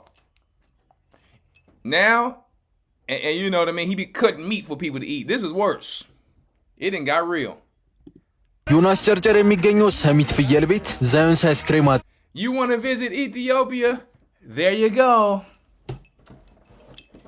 So, hey, you can come over there and they start talking about, yeah, man, you Israelite too? Yeah, I'm Jewish too. And then before you know it, man, you want to come go out to eat? Before you know it, you're like, you know what? I think I'll pass. I think I'll pass because I don't need no dude passing me some meat to my mouth. Yeah, no pun intended, excuse me. Yes. Lord have mercy. It's bad out here. Yeah, so listen, this is, you thought it was just Esau? Don't eat the blood. But we going to show Esau tonight again. Fair use for educational purposes only. The liver king is what they call him. Many people think that, I'm going to tell you guys a secret. I have been working out for many years. Even before I got to Egypt. I was working out with swole dudes. Prison type of guys, right? And we used to do 1,000 push-ups a day, even before I joined the truth. And I worked out with people who were on steroids and not. I never really got into it of why they did it and all that. Some of them told me why, and you know, there's health issues that come with it. And most of the people who guys are subscribed to, I'm not really subscribed to most people because I know that they're on gear. I know that they're on gear. I know even when I'm in the gym who's on gear, who's not, whose muscles look too hard in 3D. I understand it all. Okay? And I have stories to tell about it, right? So anyway, most of the Russians are on steroids, and this is a fact. When I was in Egypt, you can just go get steroids from the pharmacy like easy. On that side of the world, it's just normal. Over here, you can get arrested and go to prison and go to jail with it. Now, obviously, this guy is promoting you got to do all of this stuff to become big, not telling you he's on steroids. For sure, 100% he's on steroids. You also have a group that's out there, meaning most men who's on YouTube today, most of the workout community, they're not going to tell you the truth, but they are saying, I'm a lifetime natural. Why are they saying lifetime natural? Because they are claiming that testosterone, because testosterone is natural, and they're going to get TRT, however they're getting it, and some of these things you can get from doctors. But when it's synthetic, your body will depend on it, and you won't be able to reproduce it over time. That's why I actually sell ultra tests, knowing that it's ultra estrogen out here. Too much estrogen for a woman is going to cause issues. Too much estrogen for a man is going to cause issues, all the way to cancer.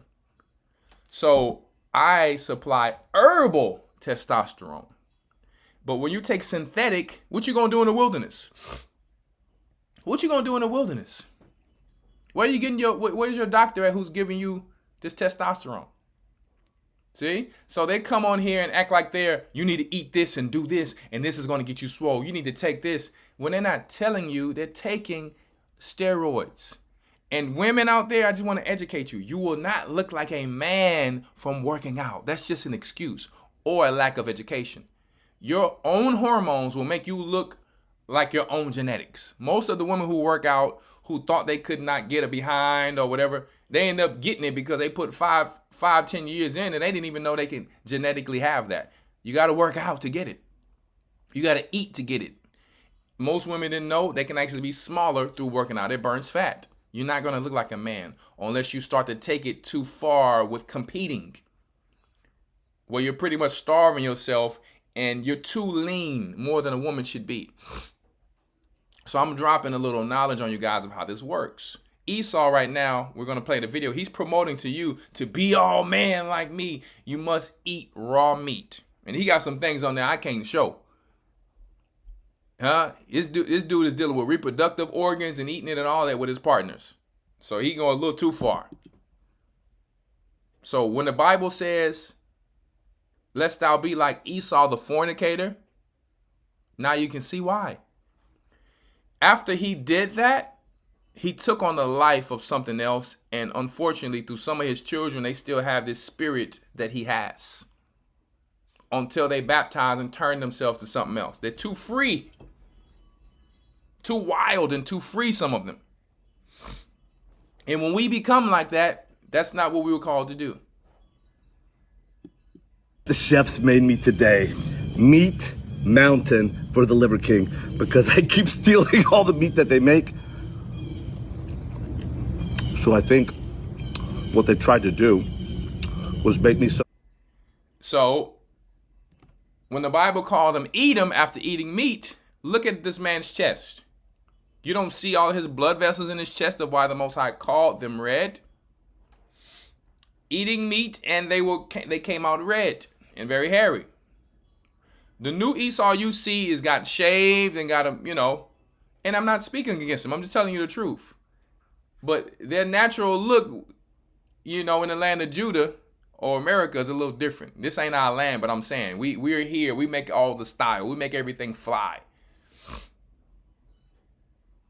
Please, I can tell you the website name later. Please, Elder Dale, if anybody asks for the website name, you can give it to them. But I have to stay teaching. Delicious, so I didn't steal anymore. So here's what Liver King's have for a snack today. This delicious meat mountain, raw, with some delicious salt. Liver King. There you go.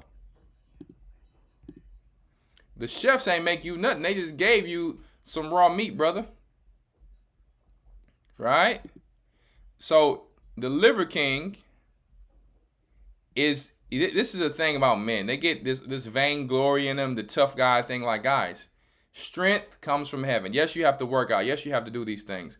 But vainglory comes from the devil. But strength comes from heaven. Right? Strength comes from heaven. People do whatever they need to do to get views today. Right? Fair use, educational purposes only. Like when you see a little kid or a baby doing something? Yeah. And you're like, oh, I really want to chicken breast. These guys eating raw chicken breast. Yeah, so I'm a little baby to you. Well, you just seem helpless. I'm a fucking hopeless baby. Excuse the language. Yeah, go for it. Right through the middle. Okay, I got it open. Oh, the noise. Just like a peach. Okay, ready? Yeah, man. Cheers, raw brother. Chicken breast. Cheers the big nuts. Oh. Whoa. Hold up. I apologize. I didn't know these guys gonna get down like that. Lord have mercy. You know what? Let's go back to that scripture. Let's go back to that scriptures. Hebrews. These guys are wild. And that's another thing. When you get on those steroids, look at the demons you take on. You're really taking on a demon of like these fallen angels to try to act like and be like a god. And this is why when people try to feel sorry for Esau, right? They forget that the spirit that he put on his own children. The spirit he put on his own children. Look at these guys, filthy, profane mouth. Are we not seeing what the scripture says for themselves? They act very corporate and look down on you. But this is what's really going on behind the scenes. The spirit of their father. If they don't turn to Christ, they're going to be lost. Just like we would be if we don't turn to Christ from our forefathers' sins. Read it, verse 16. Lest there be any fornicator. Right? Or profane person. Did he have to say all of that? Could he just not just eaten the meat? As Esau, for one morsel of meat, sold his birthright. The fornicating spirit of always speaking promiscuous profanity from his mouth for no reason. It's not even the timing is way off. Lord have mercy. Yeah, buddy. Elder Rawchaa going in. Yeah, I mean, when you've been working out for a long time, you kind of already know who's who. And I really don't lose no sleep over what a grown man does. It doesn't mean people don't have to work hard and do things, but I'm not saying the man is less of or weak, but the customs of the heathen are vain. I can tell you that. Let me, now we're going to get to some meat and potatoes here. So I'll go to that in a second. The parasites in the blood. Let me see which one I want to go to first. So now, why did Elder bring out this don't eat the blood? Well, there's a few things. One, the Most High said the life is in the blood.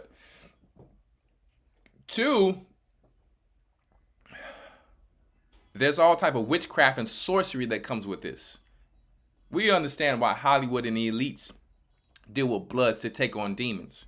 There's also parasites that are in the blood of why I'm telling you don't eat the blood tonight. Okay, so I have a lot of this video here bookmarked. And you know what's funny? You know what's funny about this video? The video I just showed you?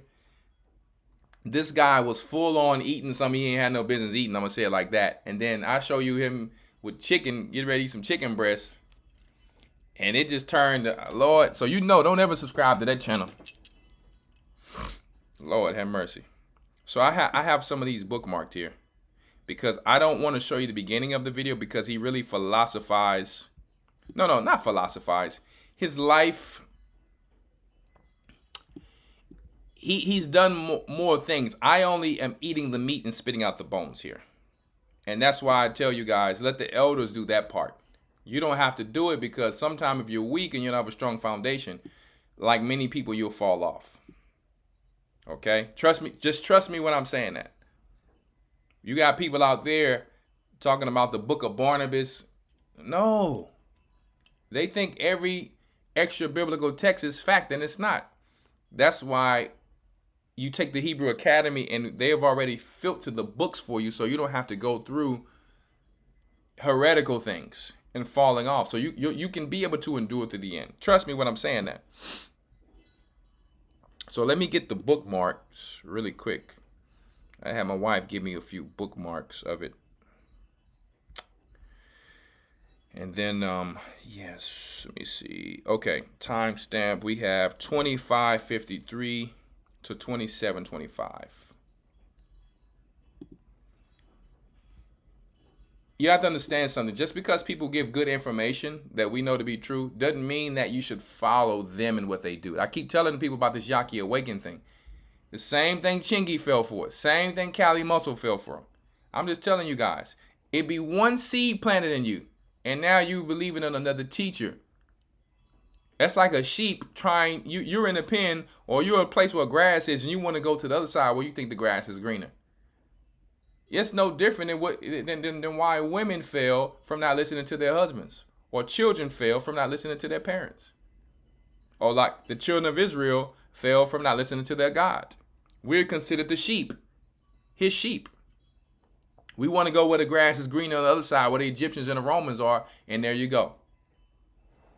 See, the Most High, he was like, listen, if he ain't 100%, you know, and I'm 100%, what are you going to him for? What's the point? I can go over there and get you, get you whatever you need. What are you doing? You know? So let me go to 25 and 53. But a lot of people are going to think they can just play along and, use a church. I know some people try to use a church. I'm just with the church. I can get to the wilderness. And that'll be stupid because you're just going to be among the rebels anyway. and you're going to die anyway. Some people are going to play along and it's all good. They can do what they got to do. That's between you and the Most High. You're going to play along to the wilderness, and then there's going to be rebels who's going to the wilderness too. So that's what people forget. It's not going to just be the righteous. Some rebels will make it to the wilderness only to get judged in the wilderness. The same person you're not listening to now is the same person you're not going to listen to in the wilderness. So that means you will be with the rebels. So I'm just giving you some food for thought. All right. Unfortunately. 25 and 53. You in the last times where you might want to get it together.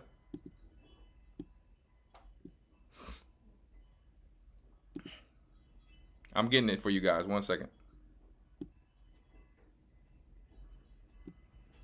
All right, fair use for educational purposes only. That wind is blowing out there like crazy.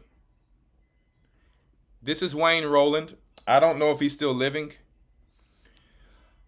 His story, he has a different story. He's been through a lot of different things, but I like the fact that he's whistleblowing about this. And Elder Rawchaa sent me this, so it's some good information in here.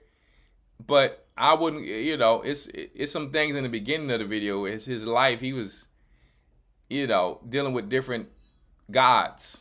So I'm just going to the fact of when people give you some knowledge you can't get, it's important. They weren't interested. That floored me. So I said to them, what else? Fair use for educational purposes only. These are his views, and I'm just putting it out there for education. Are you not telling us? And that meant I had to go back into history and find out where they'd made a mess of it. And as the further I got back in history through the 1800s, I began to realize that, look, you compare a hospital today with all their fancy white uniforms and all their multi-millions of dollars of equipment, and what did they know back then? What were they doing? Guessing? I mean, what did a doctor know then? What was going on? Did they know absolutely nothing? I mean, that's the opinion that everyone basically has.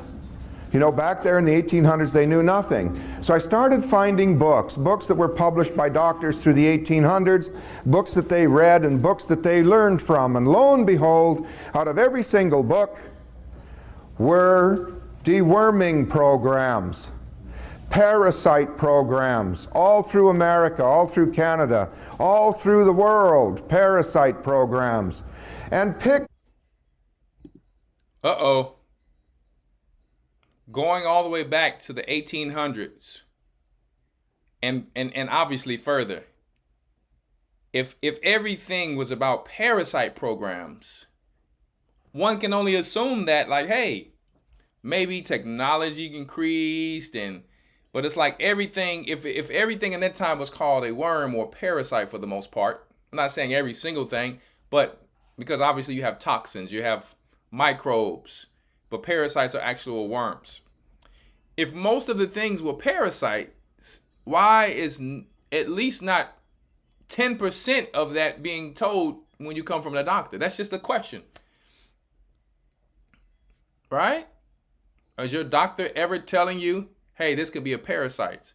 Or maybe, hey, back in the day, they used to talk about all the parasites, but today we do this. But because today is, in my opinion, it's a big money grab for pharmaceuticals, because a lot of doctors are coming out and saying, hey, we don't really learn anything about nutrition or parasites. We really learn more about medicine, as if being a doctor has always been only about medicine, when medicine was not back then. It was just the herbs.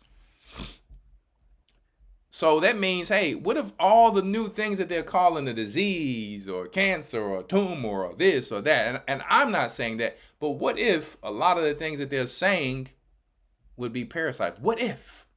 Hypothetically, right? For those who have ears, let them hear. Let's continue. Of parasites that they had found in flesh. For doctors in those days did autopsies, and they found parasites. And I looked at that and I got a hold of doctors, and they said, no, we don't have parasites today. No parasites in America. It's just third world country problem. Third world country problem, but it seemed like a lot of those people were a lot healthier than a lot of people over here. When you go to the UK, when you go to certain European countries, a lot of the things that are not banned here are banned there, and some in Canada. So what's really going on? Are they parasite eggs in some of these preservatives? Or are they parasites in it that lie dormant, and then when you eat it and it goes through your gut, they come alive? Or are they just things that's continuing to feed the parasites? right?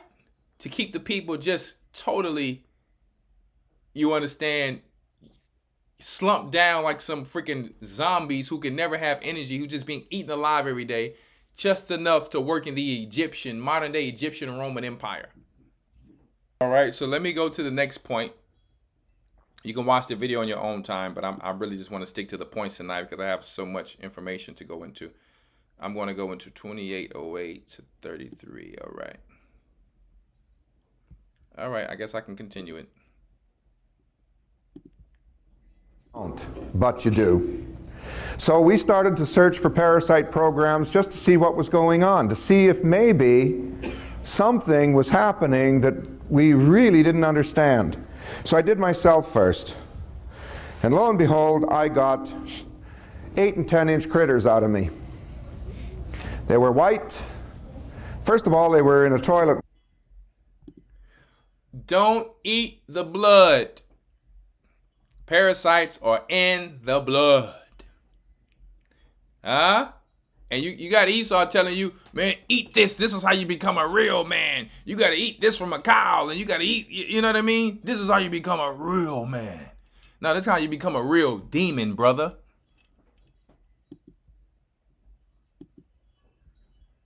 I thought it was mucus. Until just for a curiosity, I threw some hot water in the toilet to warm it up, and then went, and gosh, they strung out and they were swimming all over. And I thought, oh my heavens, look at that. Since then, I've done 100,000 of you. In 5 years, I've dewormed 100,000 of you.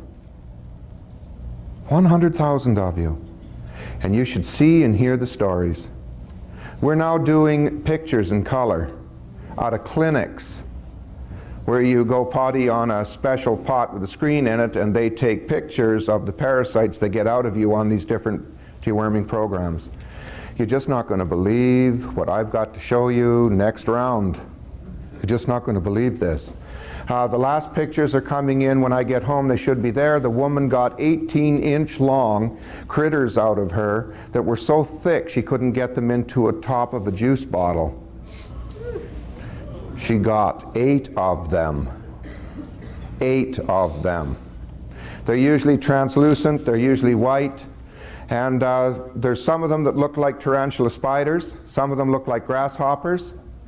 Some of them look like little tiny miniature sailboats. Some of them look like little spacecraft. There, this is really strange stuff. And every single person I have dewormed, I have never yet dewormed anyone where they didn't tell me, hey, I feel 25% better. I've got a lady that is getting little tiny crab-like critters out of the corners of her eyes every single day. They're coming out of her brain. I tried to talk a man who was really badly parasite-ridden, and people that are super parasitical, they have bad breath. Halitosis is a main cause. By the time you got halitosis, you're loaded, because that's worm urine and worm droppings that you're breathing out. So it's no wonder your breath's bad. The critters, when they pee, that's called ammonia.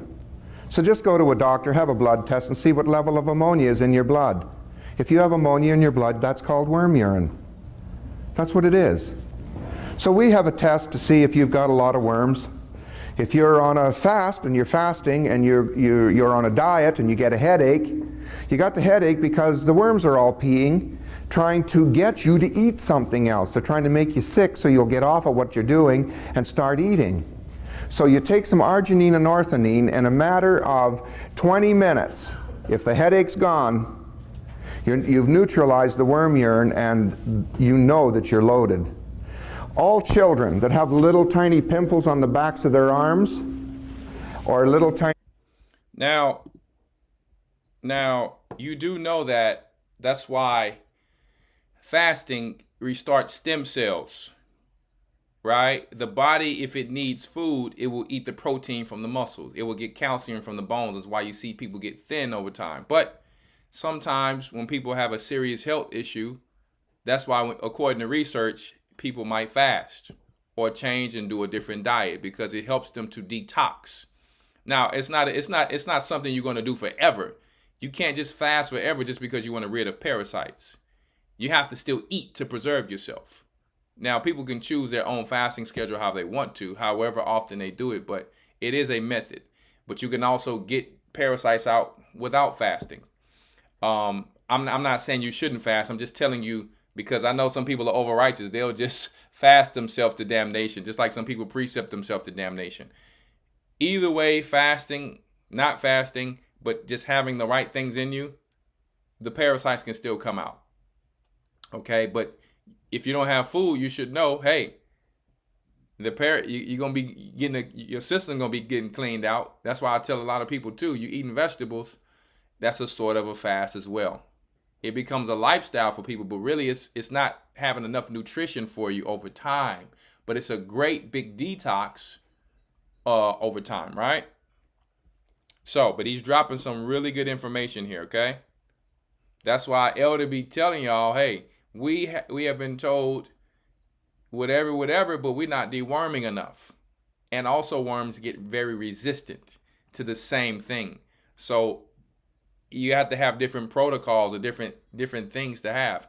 And unfortunately, because I'm not a doctor, I can't tell you that. I can only tell you, hey, some things I do and what other doctors like this or other people will recommend. Okay? Edges of their cheeks have 5 varieties of critters in them. 5 varieties.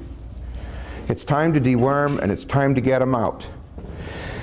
Now what I found out is that vibration and frequency is everything. It is literally everything. If you take an aspirin, it changes the way you vibrate. And so it blocks the nerves so that you can't feel pain. Now, I want to stick on the part with the blood, but in some ways he is very right, because they're using a HARP system to offset the normal way that the Most High would have, the normal balance of the earth of the Most High. When it comes to the sea, when it comes to the sun and the moon, the Most High has a certain balance in how everything is supposed to be in the earth. If you are leaving the arthropods in there for the normal animals to deal with, and for the arthropods to eat, the trash under the sea, and some animals to deal with the arthropods. If you're not eating, pork, which was used obviously like a dumpster back then, if you leave in a certain balance, now I'm not saying all the pigs should live, but what I'm saying is if you have a certain balance, then everything can operate normal. The soil balance is, let me tell you, in America, the soil is trash. Only people who are actually, using no-till methods are really having good soil. That's just the truth about it. It's not saying people can't grow food from tilling, because you can. If you just have some good soil, you got some good soil. Or if you're putting back in the soil what you took out of it, you're going to be straight. But the way that America farms is totally garbage.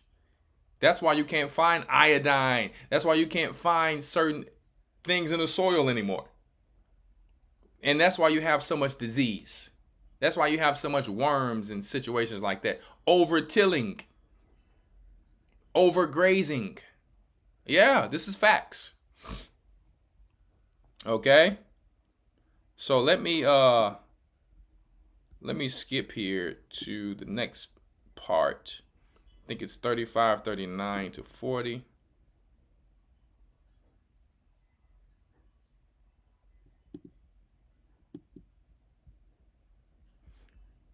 Fair use, educational purposes only.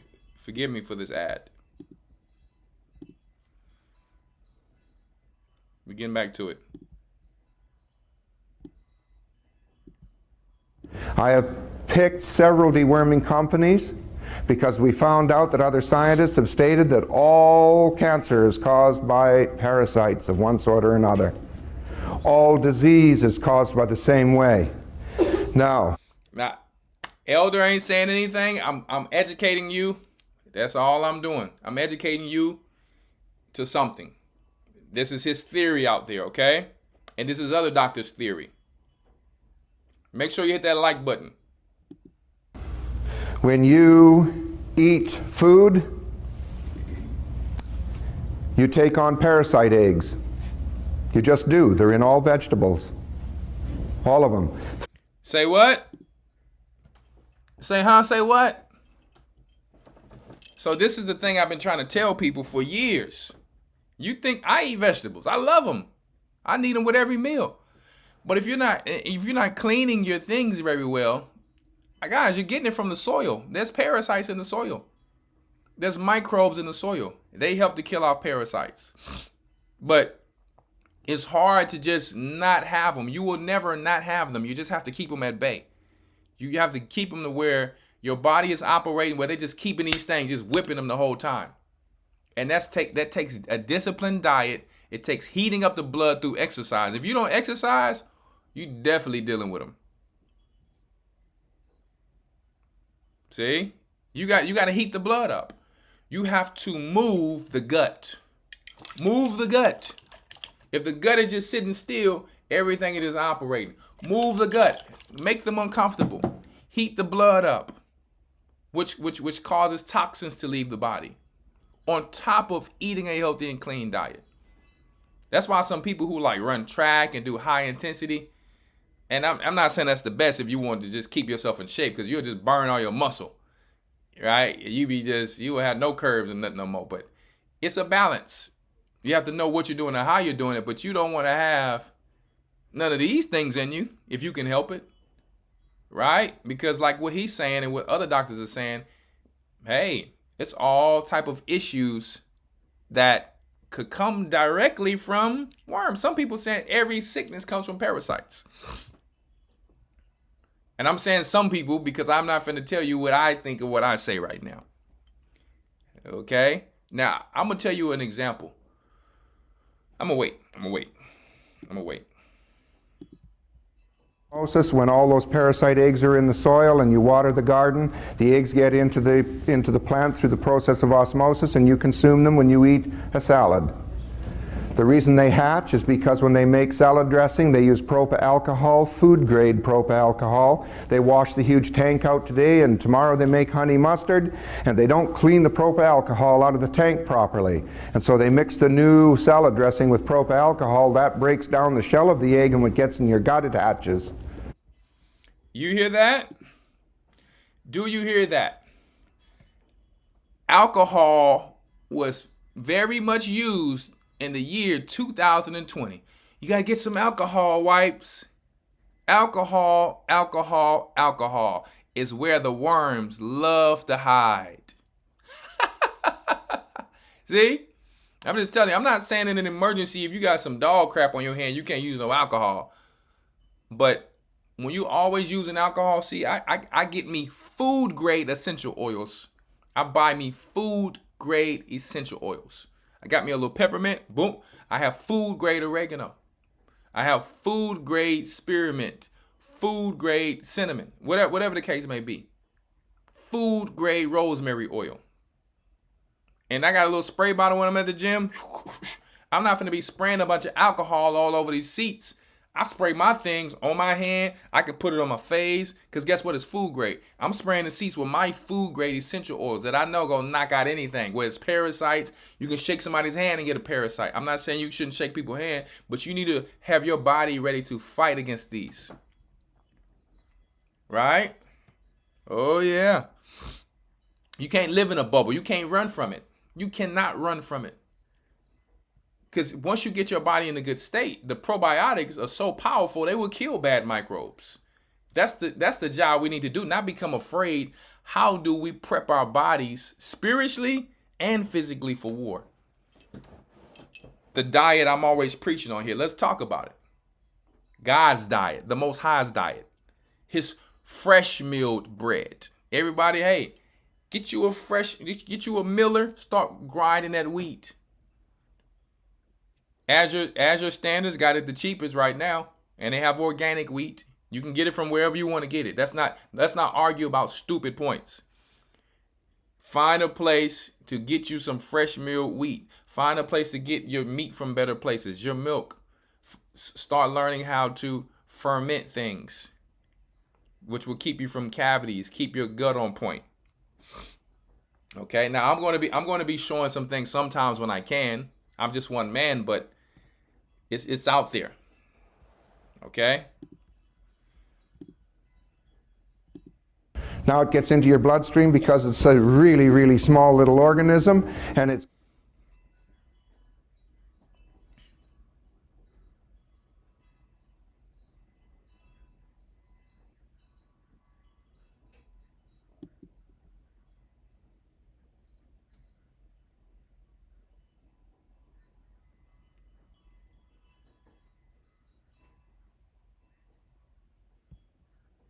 can feel the vibration and goes there for safety to see if it is safe, and lo and behold it is. T cells can't go close to wood alcohol. And so it gets in there and it starts to grow up, and all kinds of others get in there and they have a great... You hear that? Your own defense mechanism, those T cells cannot deal with it because of the alcohol, and the parasites go hide in that propyl alcohol that they use to clean that situation, which is why I really, it's not that I don't have Clorox in my house, but I really like to use vinegar. I soak some lemon peels in vinegar, orange peels in vinegar. I really like to use these things a little bit more. Essential oils. Now, when it really needs to just get the job done, obviously I have to use some other things when I have to, but I really like to stay using more probiotic cleaners. They're very expensive, so you can learn how to make your own. Certain enzymes that would just totally destroy some of the biofilm and things that comes from these microorganisms, right? And people in East India, they're using certain enzyme cleaners, and people are like, oh, it smells, but you can put essential oils. You can deal with certain things a certain way. But the good thing about those cleaners is once you clean or mop with those, after the floor dries, those microbes are still working and cleaning after you're done. We have to relearn a lot of the ancient ways, guys, and things. What I'm telling you is not opinion. This is facts. And they drop their feces in there. The feces attracts another virus that lives in it, and mold, which grows little miniature mushrooms, and as a result your children are born, or you get later diabetes. And so we put a program together, and I've got hundreds of diabetics that are no longer diabetics. It takes somewhere between 6 weeks and 3 months, and up to this point I've only had 2 failures in 5 years. 2 failures in 5 years, and I'm still working with both of them. Okay, this is the automatic... Excuse me, guys. Excuse me. YouTube want a little money.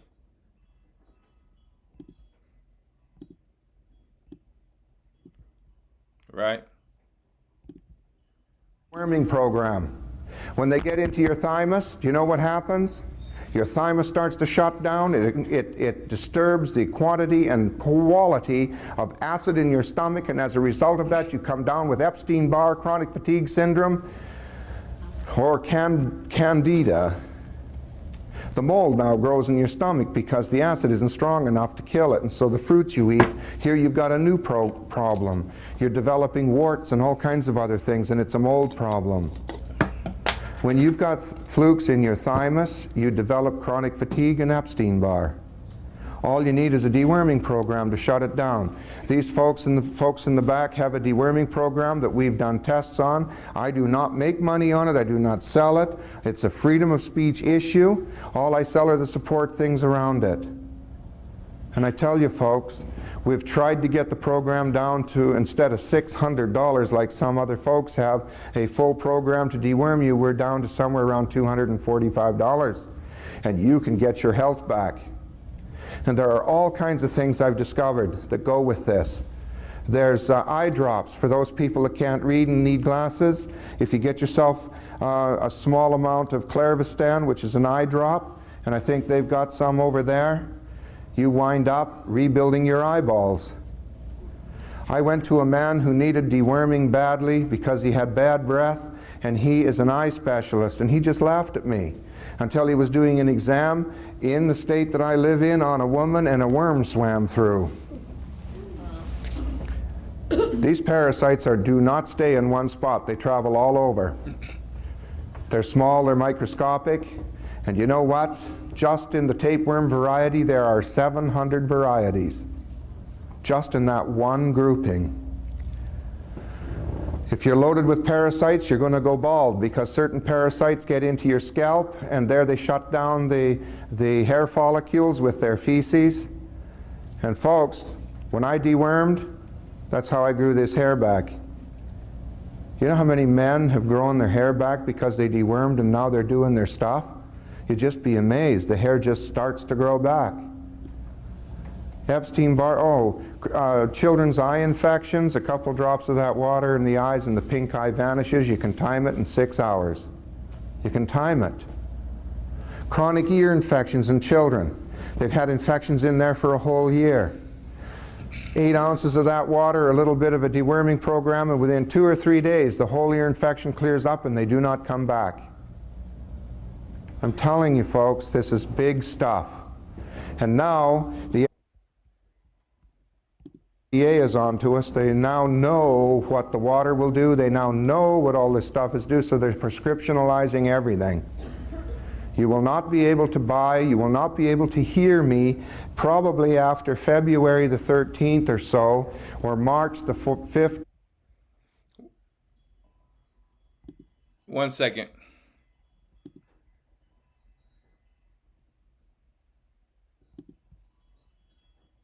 With the fact that you don't have to perform all the time. Ugh. Well, it's back. And it's not good. I wish it would go away. I really do. Just relax. Just relax. When I say so, not when you say so. You know, but this doesn't work. And I've forgotten about that. I really did. I forgot about it. And we've found out that we can do this. We can make you younger, make you vibrant, make you happy, make you healthy. There's all kinds of other little things. There's a substance, an ancient remedy called Lugol's iodine. Anybody heard of it? Now let me tell y'all. See, so what I'm telling you is backed by him. It's so many people it's backed by. I showed you guys on the Patreon what the iodine did in the little petri dish under a microscope, how it totally destroyed it. Now, that's not the only thing, but it's like meeting it with different protocols, you understand, to deal with it. Right? You know? Okay. We have some over here. Here's the issue. If you're not allergic to iodine, if you can eat shellfish, you're okay, and shrimp or crab or whatever, you're not allergic to iodine, you can handle this. But see, that's why I told you guys. You see, this is how you know when somebody done their research. I told you guys why I didn't bring you some of this information before, because I didn't want people to go and get certain iodine that was going to have shellfish, you know what I mean, in it, and heavy metals. So I patiently worked hard to get some of the best in the world that's mined with none of that in there, for sure. So he's saying, that's why I said, if you go watch the video and you get desperate, you'll just like, you know what, if this is going to do this, when, you know what I mean, shellfish, they have a lot of parasites. So, but they turn it in obviously after to iodine, but still, I had to get it from another source, a natural mind source. So yes, iodine is one of the things that does it. It's one of the things, but it does so many other things when you read the book. But I'm not bringing the show out about just iodine. That's just one of the things. It's other parasite situations that need to be met with as well. Iodine must be consumed even if you ain't worried about parasites. You need that in your body because every cell needs it. Okay? 6 little drops in 8 ounces of water 3 times a day for 3 days knocks out candida every time. If you're in bed laying down there with candida, damn it, it's because these critters are growing in your stomach and spreading through your system. Candida is knocked out with Lugol's iodine in 3 to 4 days. And then you can stop using it for a while. Not me. I'm going to use it every day. forever. Okay? So, listen, the body always needs every vitamin and mineral that it can get. And whatever it don't need, it'll let it go. Now, you don't just overtake everything, obviously, but hey, I ain't dropping off of nothing. There's all kinds of little tricks and things, and I'm going to be over here. I can do a few readings and things, and for my... Now, do you see what he said with Candida, with just 6 drops of consistency? Now, your boy is up to 80 drops, right? Workshop, I got to find out when it is. I don't even know when it is. Let me see, because I have to move on. I have to move on here. Let me see here. 4629. What the world is that? Okay, so we'll leave that there, because it's a long video, but I'm going to keep going here. Let me keep going here. Just pay attention, guys. Pay attention. For some of you newbies who are not in our church, you know what I mean? We avoid these 3 foods because they can contain parasites that can cross into your brain. The first food is pork. Fair use for educational purposes only. Pork is the animal protein that is most likely to be contaminated with parasites, so it's best to avoid pork or make sure you know the farmer. The second food, and a food many think could be healthy, is salmon that is farmed. Farmed salmon is the source of parasites because they are raised in ponds. And unlike wild-caught salmon, which is great for your brain, farmed salmon contains parasites. Now, that does not mean that wild salmon will not have parasites. Bears are eating salmon in the wild and still getting parasites. So it's not meaning that they won't. You need to stay on your deworming game, regardless if you're getting something that's wild or farmed, period. Because you can farm your own fish. So, and you know what you're feeding your own fish, but that don't mean your fish ain't going to have parasites. You're going to get parasites even if you eat good beef, grass-fed beef. They're eating on the ground, they're going to get parasites. It's unavoidable. But you have to just keep them at bay. That's just what it is. When you're eating your vegetables, you're washing them with baking soda. You're just trying to make sure you're really not getting a lot of them and making sure your system is on point to fight against them. When a person dies, the worms come out of them and eat their body. Just like when you bury something, maggots and certain other worms are going to come and devour your body. They have a job. All right? Potentially end up in your brain. And the third food is sushi. The research shows that 1 in 3 people that consume sushi multiple times a week have parasites because most of these places that serve sushi use poor quality fish. And parasites can affect the body in a variety of ways, ranging from neurological symptoms like brain fog, energy, to skin issues, as well as digestive issues, to name a few. What are your thoughts on parasites? All righty, I wanted to educate some of the people who are like, well, why you guys don't eat pork, shrimp, crab, and lobster? We don't want no worms in our brain. We already dealing with worms anyway. We definitely don't want them in our brain. Right? And some people, we all used to eat pork chop. We have to detox. Right? So a lot of you already know how to clean your fruits and vegetables. You get that vinegar and that baking soda. Right? You get that lemon. Okay? And because these parasites can be, in this meat. And Jake is washing that food. This is just a good example.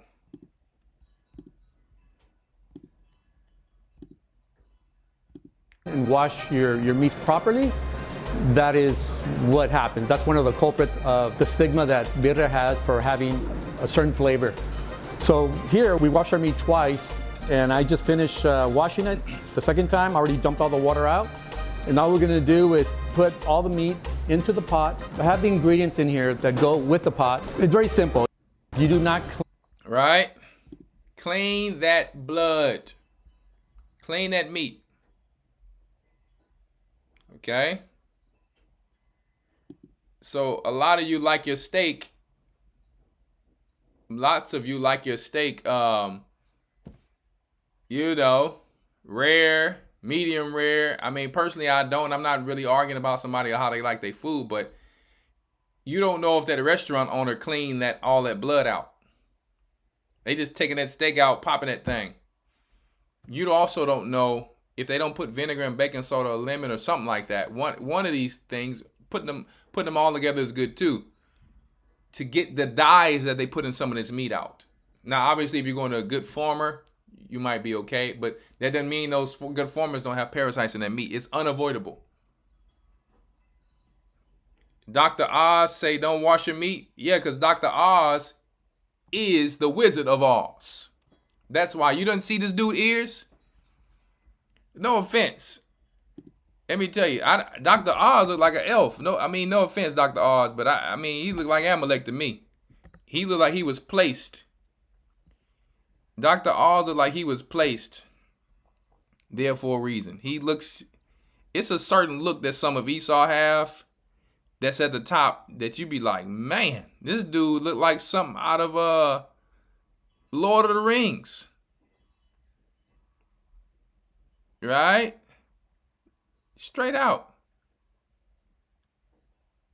I'm just saying. I watch a lot of Lord of the Rings, and Dr. Oz, I think he been put there for a reason. You know what I'm saying? There you go. You know. There you go right there. That's your boy. Don't wash that meat. Like Yaki Awaken say. Him and Yaki Awaken must be talking. What Dr. Yaki Awaken say, don't wash your body too much. And Dr. Oz say, don't wash that meat. And then Yaki Awaken say, don't wash them feet. There you go. Now you got it. So, I'm just saying.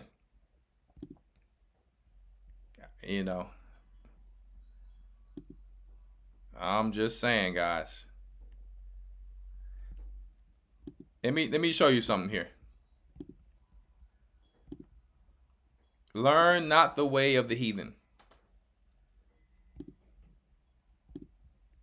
Yeah, I don't believe in Dr. Oz. I done heard so much about this dude. I'm good. You think Trump didn't know what he was doing when he put Elon Musk in there? And Dr. Oz? Come on now. Natural selection. Fair use for educational purposes only. Take its course. That's what we're doing. So I just had the fermented liver. I feel pretty good. I waited 15 minutes, and now I'm going to have some more fermented pork. So it's, I don't know, 3.5 weeks old now, I guess.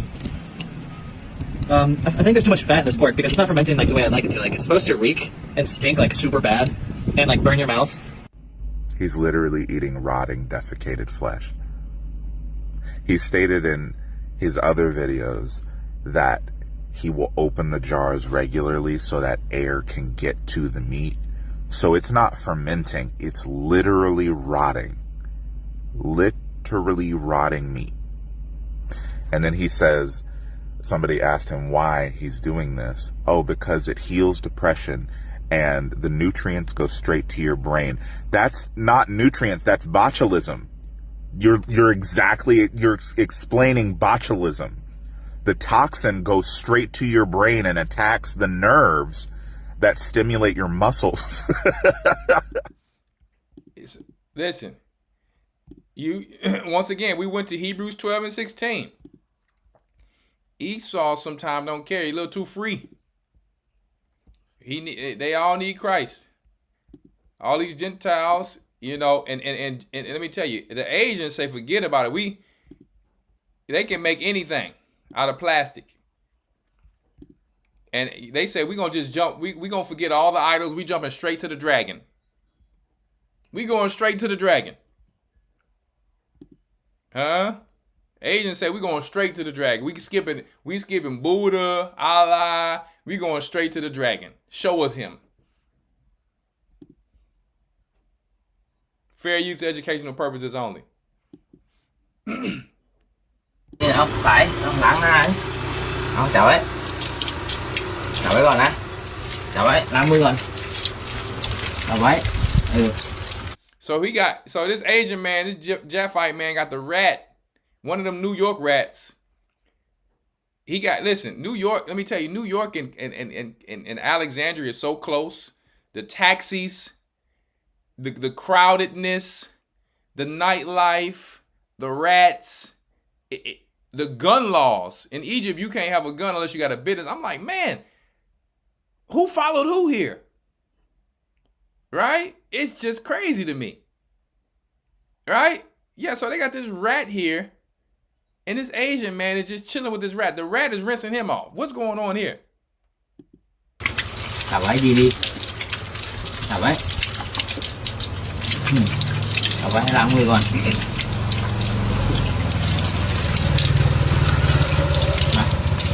Rồi. Bớt. Rồi. Rồi. Rồi. Để lá xuống hay này. Lắng ra.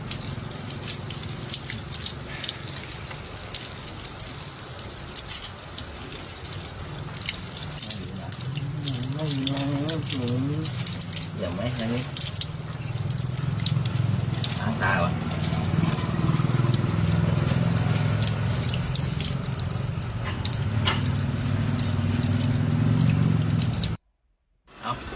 Let me tell you something. Let me tell y'all something. Learn not the way of the heathen. You think you see everything that's going on out there? You don't.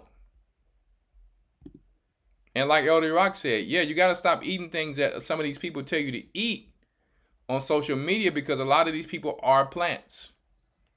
They just prove with Cat Williams, and I know Cat Williams come out to tell the truth and all that, because I've been seeing that for many years.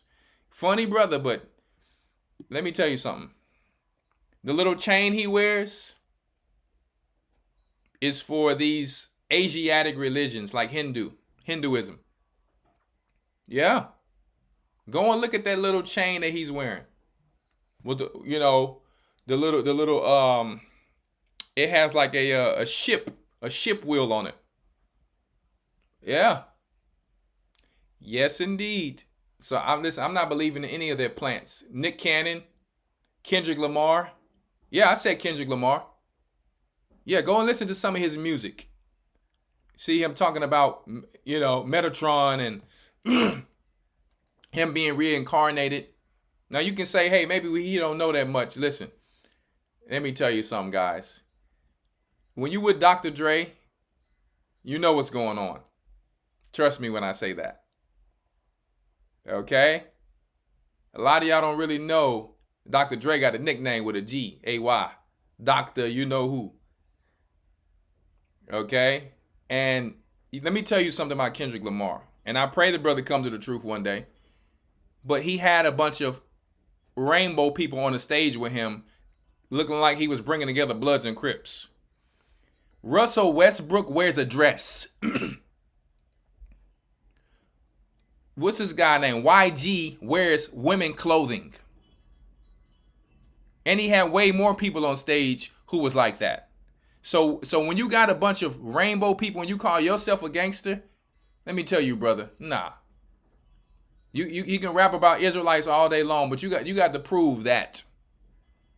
You can have the tightest bars ever, but I don't believe in this beef against him and Drake. I don't. I believe it's all planned. These are puns. Be very careful.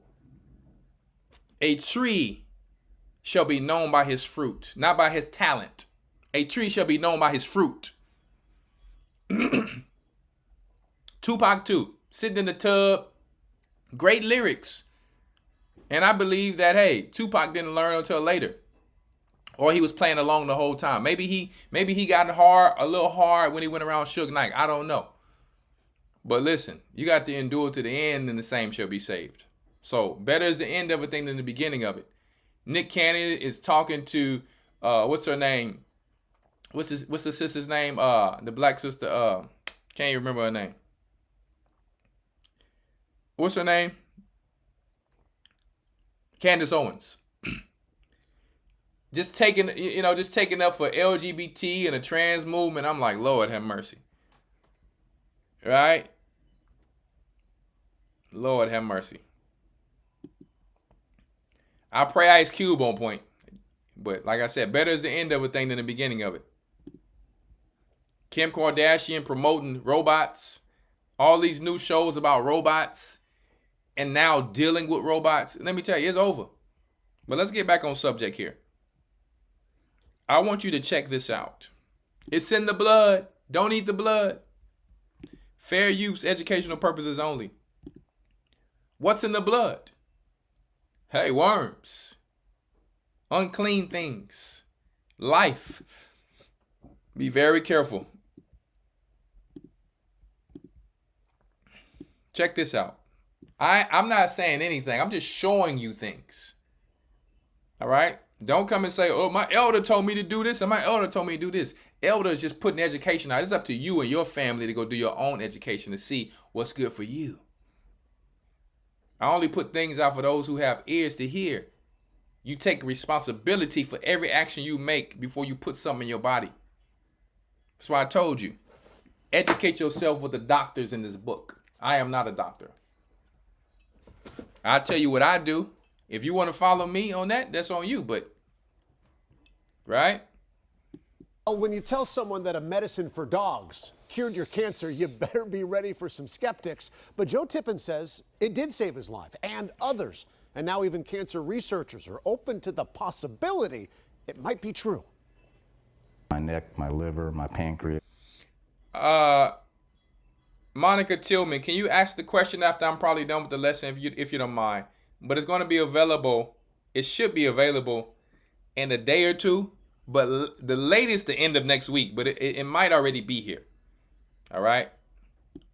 My bladder, in my bones, it was everywhere. 2 years ago, Joe Tippin says he was told to go home, call hospice, and say his goodbyes. The doctors were unanimous. He was going to die of small cell lung cancer. Once that kind of cancer goes that far afield, the odds of survival are less than 1%, and the median life expectancy is 3 months. Tippin says he went from 220 pounds to 110, but that was January of 2017. Today, Tippins is very much alive, and what he credits for his survival has doctors scratching their heads and the rest of us raising eyebrows. About half the people think I'm just crazy, and half the people want to know more and dig deeper. Tippin says he got a tip, not from a pharmacist, but a veterinarian. And in his desperation, he turned from people medicine to dog medicine, specifically fembendazole, or what you give a dog when it has worms. Truth is stranger than fiction, you know. Just 3 months later, Tippin says his cancer was gone. I'm usually skeptical, and I was, and maybe still am, about this one. But there's an interesting background to this. Cancer researchers like Stephen Prescott. So some of these modern doctors are a little bit skeptical because of everything that they learned in school. It's like, well, hold up, right? If William Rowland is saying, hey, in a lot of the old books they were dealing with parasites, it would kind of make sense what this gentleman is saying if he's saying he cured himself with the active ingredient in dog dewormer, which is fenbendazole. I did a little bit more research because I used to wonder, why do dogs always die from parvo and this and things like that? One, the different breeding. And to me personally, the vaccinations that they give dogs and animals, I believe that takes away from their lifespan personally, right? Now, the body is strong enough to fight for itself if you give it what it needs. I went and looked up, I said, let me go and look up this, a while back, because I've been doing this for a while now, for a few years. So I said, let me look up this dog dewormer. This was during the time of 2020. I noticed that the price of it has skyrocketed. And I said, boy, if I try to get some of this dog dewormer and see what this guy is talking about, it's really expensive for my big family. So I looked up the active ingredient, and all on Amazon, the active ingredient was totally expensive. For a little bottle, a bottle that's this size, $100. See? $100, because they have fenbendazole. They actually have fenbendazole out there for humans, right? And I said, wow. So let me tell you, once this thing must have went viral at this time 5 years ago, to where people start making a bunch of money off of fenbendazole. Now, when you do the studies on fenbendazole, it can, according to research out there, it deals with different tapeworms that ivermectin cannot. When it comes to treating your sheep,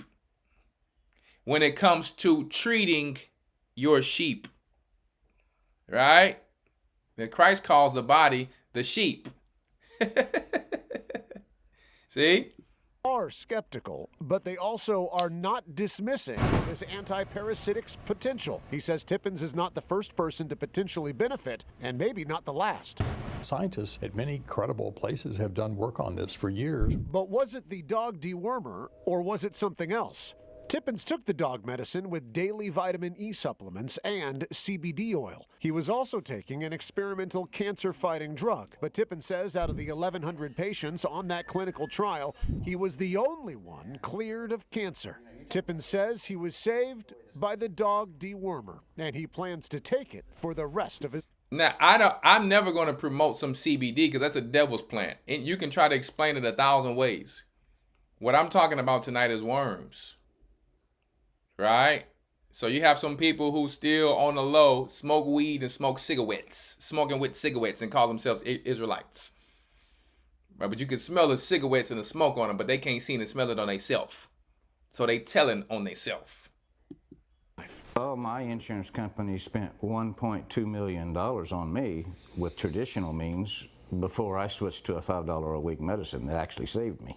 Prescott says he's now working with Tippins to organize a case study. We're going to do it and see if we can confirm that in a very rigorous sort of clinical study sort of way. Now, he might want to be careful because they might find out if this stuff is helping them, how to make it not work now. They give you some other pharmaceuticals, so when you take this, now it don't work. Or put something in the new food out there so it don't work. Lord have mercy. That these patients had that kind of response. As for Tippins, I've got now over 40 success stories other than me. He's sharing his story on an online blog that has already been read more than 100,000 times. Most of the feedback, positive or curious. Some, though, accuse Tippins of giving cancer patients false hope. How do I answer that? I mean, if I've saved one other person other than me, it's worth it to me. All we know for sure is... Right? So, hey, I didn't have to share this with the people, but I did. It's in the blood. Don't eat the blood. But outside of that, just keep everything holy and clean as much as possible, because it's also in the vegetables. It's in the green blood of the vegetables too. Let me stop messing with y'all.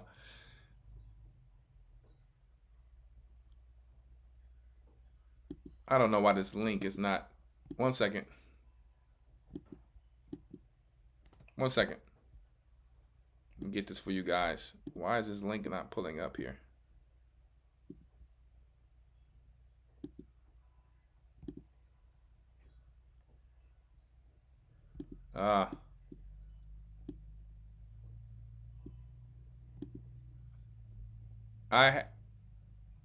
I wanted to get this video that the brother sent me about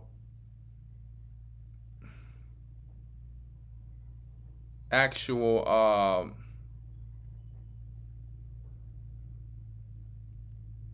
okay, I don't know if I can get it.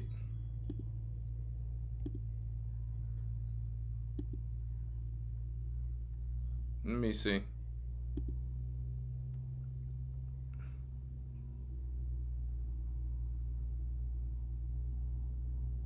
One second.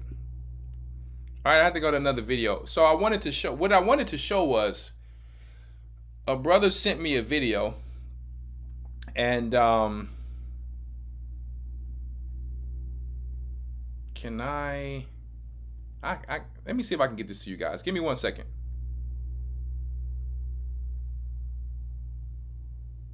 No, I can't. It's gonna take me too much time. A brother sent me a video. I want to send you this to you guys, show you guys, but I can't get it. So he sent me a video of basically when you go to the store in the organic section where the fresh vegetables are, you guys probably saw this video that the spray that goes on the vegetables, it wasn't only the spray, like the mist of water. There was a tube that was on top of the shelf of it, and it was connected to some type of little, you know, antibacterial little chemical in there. And I guess they said it's food. I guess it's good for food, but it had danger. Do not, if coming in contact with children or something like that. And it's like, hold up, this is what you spraying on the organic vegetables? I wish I could find that video. Let me see.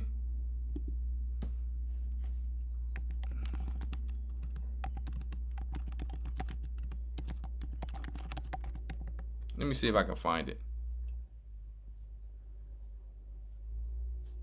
Yeah, no, I can't. I'm not going to be able to find it right now. I have to show it another time. All right? It's just going to take me too long to get it. But I was like, man, make sure you bring, no, listen, don't trust no people to wash your stuff for you. You wash it. Because when we're in Egypt, we got dirty mangoes, dirty apples, dirty oranges with mud on them. And that's how you know your stuff was fresh. See? And sometimes you're going to find a little worm in it, a little, you know what I mean? That's how you know. If the bugs is eating it, right? If the pests are trying to eat it, then you know it don't have no spray on it. Now, Egypt did have a Monsanto's out there. They just didn't have it in the whole place. I think it was in Cairo. Somebody said, I hate this world. Listen, you hate the world of Esau. That's what you hate in these Gentiles. Israel had to get their own world back. I feel you, though. Let me give you some information about the gut here. No, we're talking about the blood, but let's give you a little bit more information about this gut here from another doctor, Dr. Jockers. Okay, he sells a lot of the similar stuff to me, and you need to understand about this. Okay, I can't read the whole thing, but you need to know about something that these parasites or these worms hide in called biofilms. There's biofilms on rocks, on ships, like plankton and things like that. And what will happen is these parasites will try to hide in them to where you cannot even detect them. It's crazy, guys. And that's why we sell things like our digestive enzymes, like papain and bromelain, because you got the pineapple and the papaya seeds that actually breaks down this hard shell of biofilm, okay, and it'll help you to penetrate the shell of these parasites to go ahead and attack them, okay? And this activated charcoal helps to get some of these toxins out. It's very important. 7 natural agents that disrupt biofilms. Check it out. And Google did not want to show this. I had to get this from another search engine called DuckDuckGo, for those of you who may know. They show more things that Google wants to hide. Okay, and they don't really just be following you like that. You know what I mean? So, and invading your privacy. Biofilms are, this is by drjockers.com.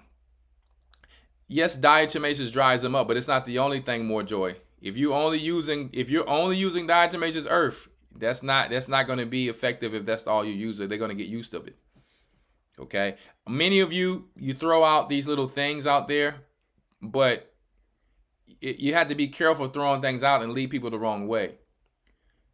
Because, and I'm going to tell you how.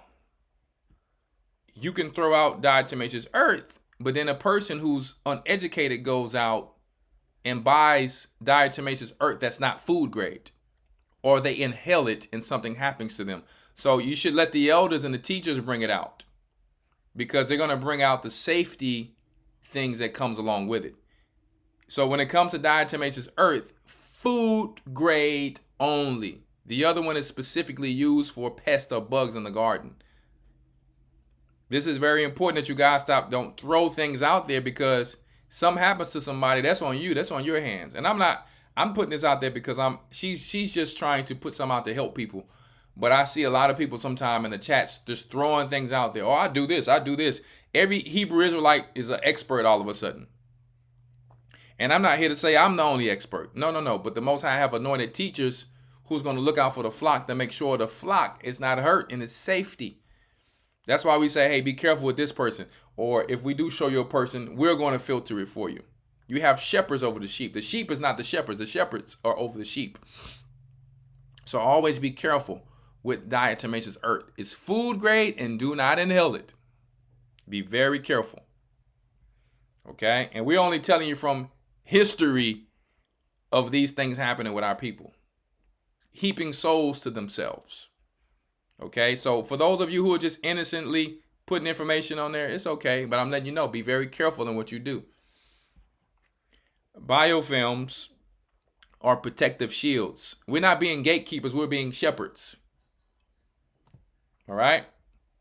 Biofilms are protective shields that microbes use to guard themselves from our immune system. We live in an amazingly fast-paced society that makes groundbreaking advances in science almost constantly. Every time we make a new discovery, it opens the doors to newer and deeper questions, along with the solution of one problem that comes to discovery of a new problem. Case in point, biofilms. Now, I have another article on my website about this. All right, just so you guys know. And some of the supplements that go along with maybe helping you in this, all right? Like some of the similar ones on here. Something I've noticed for a long time is how important gut health is overall for well-being. Conditions like leaky gut or the presence of a foreign pathogen in digestive tract can drastically interfere with a person's health. Something that has not been fully understood for a long time is why some GI disorders are so tough to get rid of. All right. GI pathogens health. With someone who is experiencing chronic digestive issues after addressing leaky gut and food sensitivities, I always look toward the presence of pathogens in the gut. This could be things like bad bacteria, viruses, parasites, or fungus that make home along with the walls of stomach and intestines. Now, we have looked at this word viruses, and other doctors are saying viruses are not real. That's what they're saying. But they are microbes. They're toxins. They're fungus. They're bacteria. So whatever you want to call it, the worms in the gut, parasites, okay? Once these things are present, they can create inflammation in the gut and release toxins directly into the bloodstream. And a lot of these toxins are worm, poop, worm, urine, gas from these guys and all that, right? And interfere with proper immune function. These contribute to things like autoimmunity and brain fog, among others. So brain fog does come from this a gut that's not working right. Bad breath. It's like a sewer system that's breathing, or a septic system that needs to degas. Sometimes you burp, if your gut is off, if you're eating something bad, it'll come up your breath because the gut is off. And that can happen to any of us. So we have to really get that gut back in line, all right? Look at this. Intestinal flora affects your health. The microbes that live inside your intestines influence your health in beneficial, harmful ways. Immunity, vitamins, metabolism. See, that's why I tell you guys to work out. Boost that metabolism. Eat things that would deal with metabolism. Autism. New research by Dr. Karamjem, I can't get the name right, Brown suggests that a link between autism and decreased gut bacterial diversity. Inflammation, obesity, poor quality of life, right? Hidden in plain sight. There have been solutions in both the traditional as well as the natural medicine realm for ridding gut pathogens for some time. Unfortunately, both approaches often do not fully eradicate the pathogen. If they do remove the pathogen, they create damage to the gut microbiome. Hey, what do we call those? Not probiotics, but what?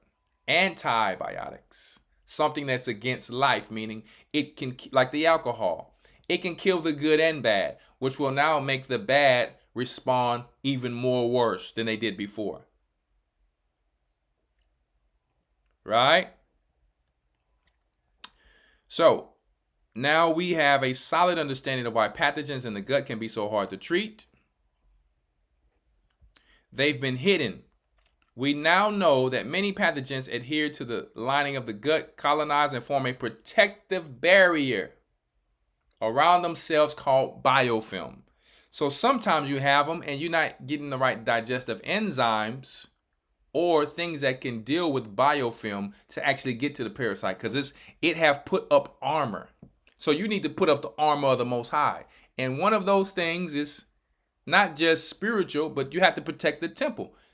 A healthy diet, exercise, clean water, probiotics, which was a part of life. You have more microorganisms than human cells. You do. Proving the Most High to be correct when he said you come from the soil. Right? So, what is a biofilm? I believe that pathogens present in the gut may be a much larger issue than we originally thought. This is because biofilm producing microorganisms are now estimated to be involved with 80% of all GI infections in humans. A biofilm is formed of what are called extracellular polymers that act like glue and create a physical barrier around colonizing bacteria and fungus, parasites, etc. These things have become smart, and it's like a little Star Wars going on inside of your gut. Huh? It's interesting to wonder how many chronic health issues go unsolved due to undetected infections like this. Undetected. Because they cannot, your own body cannot even detect this when these guys are hiding in biofilm. Could this be some of the things that are called tumors and cancers and things like that? Some of these clumps of worms. When you look at a compost pile, those of you who are gardeners, if you've ever dug in a compost pile with just normal worms, have you not noticed how in the clumps or the balls of the dirt, or like hard dirt or something that needs to be breaking down more, there's more worms in there to break it down? But this is not about breaking down compost in the body. This is about eating your food, eating things that's not digested in your body, causing more and more worms to come in there, causing a clump. See? And so they're doing it in the body in a bad way. So there's different types of worms. There's good worms, like in gardening, and then there's bad worms in gardening. There's good situations in health, like microbes, and there's bad microbes. Look at this picture here. Absorption of bacteria, irreversible attachment of bacteria, growth of division of bacteria, hours and days, biofilm formation, days and weeks. Biofilm can also form on the teeth or the tooth. So there's some things that you need to get rid of biofilm, right? And there's some things that actually gets rid of biofilm, because it not only forms on the gut, it can form on the teeth too. This is plaque. This is tartar. This is microorganisms that if you have yellow on the teeth, that's down here where all the acids sit, we have to get that bacteria out of there. Okay? But biofilm, once it gets hard, it's very hard to deal with. So, Elder, how do you get rid of it? Well, there's a lot of things. Look up the things that get rid of biofilms. Okay? How do we deal with biofilms? Elder tonight is going to give you a few things that gets rid of biofilms. Now, some of these things you can't use on the teeth, like vinegar, right? But you know how they say, hey, you put strawberries on a toothbrush and it helps to reduce plaque, right? Because there's enzymes in some of these things. You put aloe vera, it can deal with the bacteria and biofilm. It's enzymes. Okay? All this talk about biofilms may sound disconcerting so far, but now that we know about them, this information is actually quite empowering. By taking steps to safely break up biofilms, we drastically increase our ability to detect and destroy unwanted pathogens. Thanks to recent science advances, this is now possible. Traditional approach to GI infection would be to administer prescription antibiotics against, meaning, let's call antibiotics what it's against. Something that's actually against your actual good bacteria and bad. So it'll help destroy it, but you have to make sure you reintroduce it. like using kefir, using yogurt, especially homemade things, sauerkraut, right? Kombucha. Okay? So if you're going to use antibiotics, you have to reintroduce it. But if you keep throwing these antibiotic bombs, you're going to have issues. The worms or the microbes will come back stronger. Clean the cabinet with Clorox, more bacteria comes back stronger. Clean it with vinegar, the vinegar is still working. See? Clean it with probiotics, they're still working, even when you're done. Even if you have to clean it again, there's still some of them on there fighting them off. Okay? So, we're talking about the parasites that are in the blood, but they also form a shield over themselves. Some microbes and parasites. So, not just worms, but also microbes. Bad microbes. Luckily, research has highlighted some natural alternatives that are able to address biofilms gently without creating deeper issues. Curcumin or turmeric, apple cider vinegar. This is why, for me, and I haven't done it yet, but I need to. Sometimes I just forget. You keep those. I keep our digestive enzymes in the car. Apple vinegar in the car. If I go out to eat of something I don't normally eat, I got the digestive enzymes to help break it down. Why? Because not only will they help me to digest or to metabolize, they will help to break down the biofilm where these little microbes or microorganisms try to hide. Okay? And guys, if you think this is regular, you do not understand the gut that doctors are still trying to figure out. You don't even understand the basics. You need to understand that biofilms is not a joke. You can address parasites and certain things, but it just gets so deeper. But it doesn't have to be difficult if you just be consistent and disciplined of what you do. So biofilms is just another thing that the body itself cannot detect because it's like they're going through like a stealth mode spaceship through your body. Okay? With apple vinegar, you do not drink it plain. You do not drink it with just a little water or it will defeat the purpose. It needs to have a lot of water and you do not need to overtake it too much or you will deal with other issues. Okay? Oregano. You do not take too many oregano. I have food grade oregano in here. You put that thing on your tongue alone, it will burn.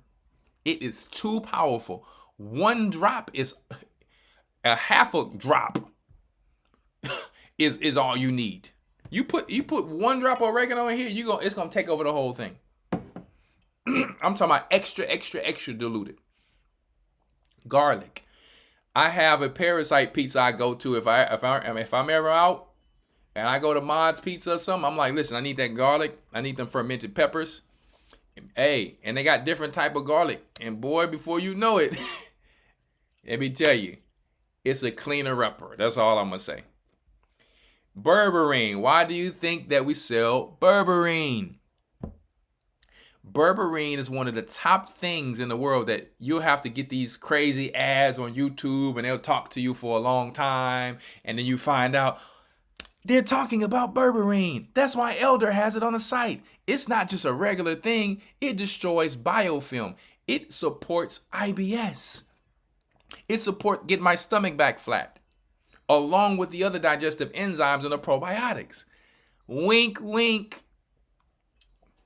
Activated charcoal, because no matter what somebody will tell you, I have a whole activated charcoal actual book of the healing of it.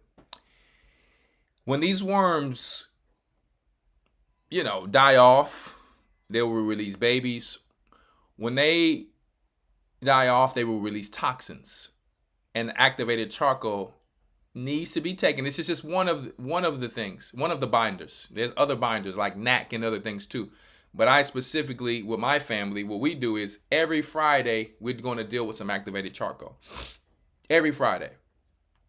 I need to, because if we're dealing with certain things that's cleaning out parasites throughout the week, like smaller things, we got the bigger things like ivermectin that we may deal with every few months. And we may switch them out with other things that we get, right? Obviously, you have some herbs like wormwood and just different things like that, right? Black walnut. But ivermectin is just so powerful, but you don't want them to get used to it, so you got diatomaceous earth. And you got other things out there that they don't like, right? So I'm going to show you a video in so many words, and you'll see why I'm speaking like this. Proteoleic enzymes. Why do you think we sell our digestive enzymes? Because when you're not eating pineapple, because if you overeat pineapple, you're gonna mess up your gums is gonna be feeling all raw. You can't overeat it. Okay, but why you think people eat it with steak and just different things like that? They'll have the grilled pineapple.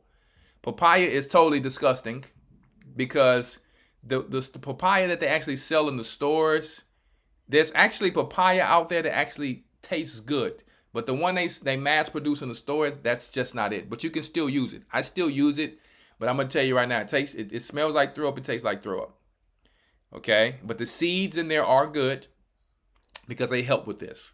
But when you're out, if you're not eating papaya and pineapple, which none of us do every day, that's why we have our digestive enzymes, because both of those things are already in there. You keep that in your car with you, wherever you go, you got our digestive enzymes, and they break down biofilm for sure.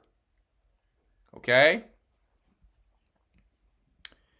So, curcumin, it'll tell you here,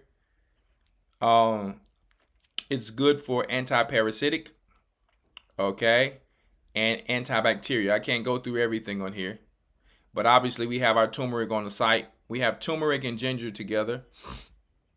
Apple cider vinegar, it shows you the benefits here. I hear some other people saying they don't like papaya either, right? So let me go to really quick, because you guys kind of already know about the other things like the garlic and everything, right? What they do. Let's read about the charcoal really quick. While activated charcoal isn't directly involved with breaking up biofilms, it is a crucial step in biofilm breaking protocol. When a biofilm is broken and antimicrobial compounds destroy unwanted pathogens in the gut, a massive toxin load is unleashed. That's what I was speaking about. If not properly absorbed and passed through the stool, the toxic die-off can lead to what is known as a Hexheimer's reaction. This is why you must listen and don't just be throwing things out there to the people. I cannot read your questions right now. Siempre regia nunca camu. I can't read your questions right now because I'm actually teaching to the people. I can read the questions later. Sorry, my brother or sister. And I don't even know what that name means. You have to tell me what it means in English. This is when toxins are dumped partially from one area of the body, but then begin to be reabsorbed if not properly removed. So when we're talking about the Lugos, this is why I said you should read the book or get on the Patreon we put out. I spoke about the selenium, the vitamin C, and the B12. This is very key and important, especially the selenium and the vitamin C, especially. But those who are dealing with iron, you need to incorporate that B12. All right. And like I said, I have some coming very soon to where it's just going to, because sometimes supplements for people, they're not talented with knowing how to do it and keep it smooth without stressing. This thing, when it comes to the iron, is going to be so easy. I do it every single day and it takes no time. If I'm going to the Passover, I got it with me. Right. So I'm going to show you what I'm talking about. Make it very simple and easy. If you're at work, you got it with you. Okay.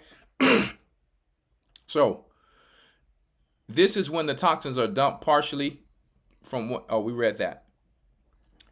This is some people who have taken ivermectin, who said, hey, why am I getting flu-like symptoms? Why is my children getting flu-like symptoms? Why are they getting a cold? You know, people are saying to take this ivermectin, but we're getting sick. You have to be educated when you tell somebody to do something or before you take something. This reaction leads to unpleasant flu-like symptoms and can be debilitating if steps are not taken to absorb and get rid of these toxins. Do not go and just take ivermectin, according to Dr. Jocker, okay, and a lot of other experts out there. And from my own experience, I can tell you, it's a massive headache that can come. Toxins, these guys are dying, leaving off gases and toxins, right? some doctors have protocols out there where you take an antihistamine because there's babies that come from some of them when they die off. And me and Ramar spoke about this, so he put me up on game with that. And because I was only dealing with the activated charcoal at the time, which is, it's more than enough to help, but there's baby die-off too. You couple the two according to some protocols out there, and it's a little lighter on you. Okay? I just decided to do the charcoal once a week because it's pretty powerful. When it comes to any toxin and liquor and anything, that activated charcoal is a beast. But specifically for this, guys, if you're just taking ivermectin and you have, these issues, you have to understand there's babies coming out and there's toxins coming out. You need to understand and pay attention to the lessons, because when the information has come out, you might miss something and say, oh, I'm dealing with this, I'm dealing with that, my child is dealing with this, my grandma is dealing with this. Dr. Jocko just told you on drjockos.com. All right? Parasites do act like demons. Yep, exactly. It's a physical war going on in the body, and it's a spiritual war going on out there on every level. It's a war going to be going on in the heavens. Every level. It's realm wars. It's war in the food, psychological wars. Everything is war. You got to be on point. See? And this is, once you live a life of a homesteader, it really just becomes normal. Right? I know we're going to eat our bread every day. I know we're going to eat, and eventually, like I told my wife, we got to start making that pasta from scratch now, because you might be avoiding the bromide in the bread, but then sometimes, you forget about it in the pasta. Even though I get organic pasta, but still, it's still not the same. And that organic, that homemade pasta is seriously different than dried pasta. If any of you have tasted at a fancy restaurant, you know the difference. Okay? Oh, wow, Elder, you have BCAA and everything. Yes, I actually take my iodine with my BCAA most of the time. It's very quick, and I deal with it like that. Anyway, I wanted to put the charcoal thing out there for you guys, because the biofilm, people look at the parasites, but then they may not know about the biofilm. So I'm here to show you the specifics and not just beat around the bush and be like, well, Elder, how can we fix this? How can we resolve this? I'm showing you, don't eat the blood. Cook your food all the way through. Make sure you clean the blood out of the meat, even the fish. Clean the vegetables. Baking soda is a good tool. It releases heavy metals. Baking soda also deals with parasites, but if you're taking baking soda, you cannot take baking soda for too many days or it will eat your stomach lining. So that's the issue with some people. Man, this does that. But they'll tell you this does that, but they don't tell you how to be careful. Man, oregano, it's one of the most powerful things. A person says, oh yeah, this says food grade. They start popping essential oil in their mouth without having instructions, and now they burn internally. See? And you cannot continue to take oregano. You have to let me show y'all. You cannot continue to take oregano. Even on Dr. Jocko's little article, it shows you might want to back off that oregano after a while. You have to, or you're going to have some issues. Okay? Let me get that one for you really quick. I want to show y'all that Elder don't just, one thing you're going to learn about me, Elder don't just say anything. If he says it, he researches it. If he say he don't know, he don't know. Let me show you really quick.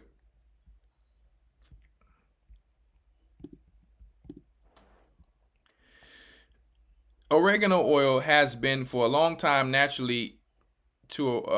used for a long time to naturally eradicate unwanted pathogens from the GI tract. Oregano's well-studied active constitute carvacrol has a long list of documented benefits for the body.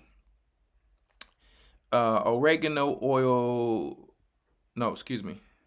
I apologize. Let me go to the next paragraph. In terms of pathogen eradication, carvacrol has been shown to inhibit antibiotic-resistant bacteria, viruses, parasites, and fungi. Additionally, it has been shown that This is powerful compound also inhibits the release of harmful toxins released by these pathogens, including biofilms. Oil of oregano is one of the most powerful antimicrobial agents that is used to help reduce bacterial, yeast, and parasitic overgrowths and support overall digestive and immune health. I will often, okay, that's not what I wanted to. Okay, here is it, right here. Oil of oregano is very strong, and high doses should be used only for short periods of time and should not be used continuously for more than a month without a break. Always best to start with a low dose and gradually increase until you see improvement. So I just wanted to show you that really quick. All right. I always just want to show you that. Sorry about that. All right. So we talked about the proteolytic enzymes, right?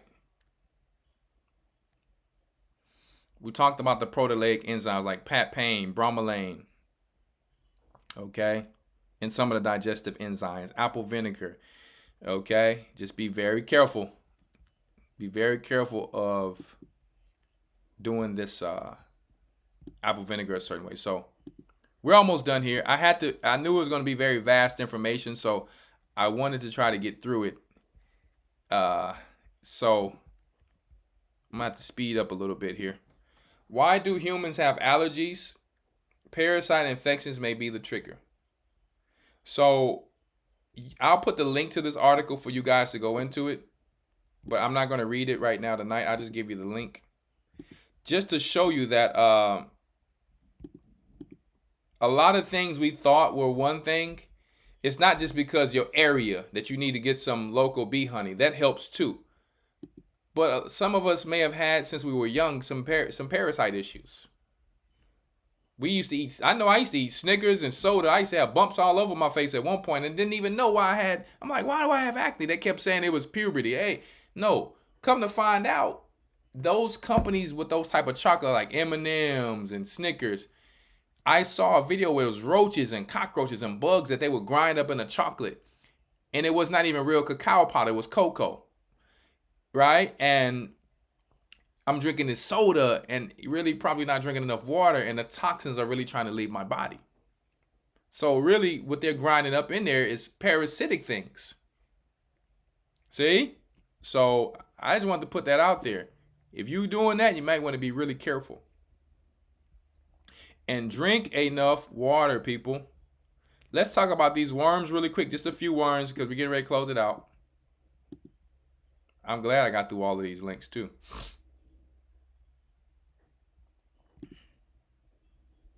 I can't talk about all the worms. There's too many. You heard the gentleman, William Rowland, said there's too many worms. Just to give you an example before we get out of here.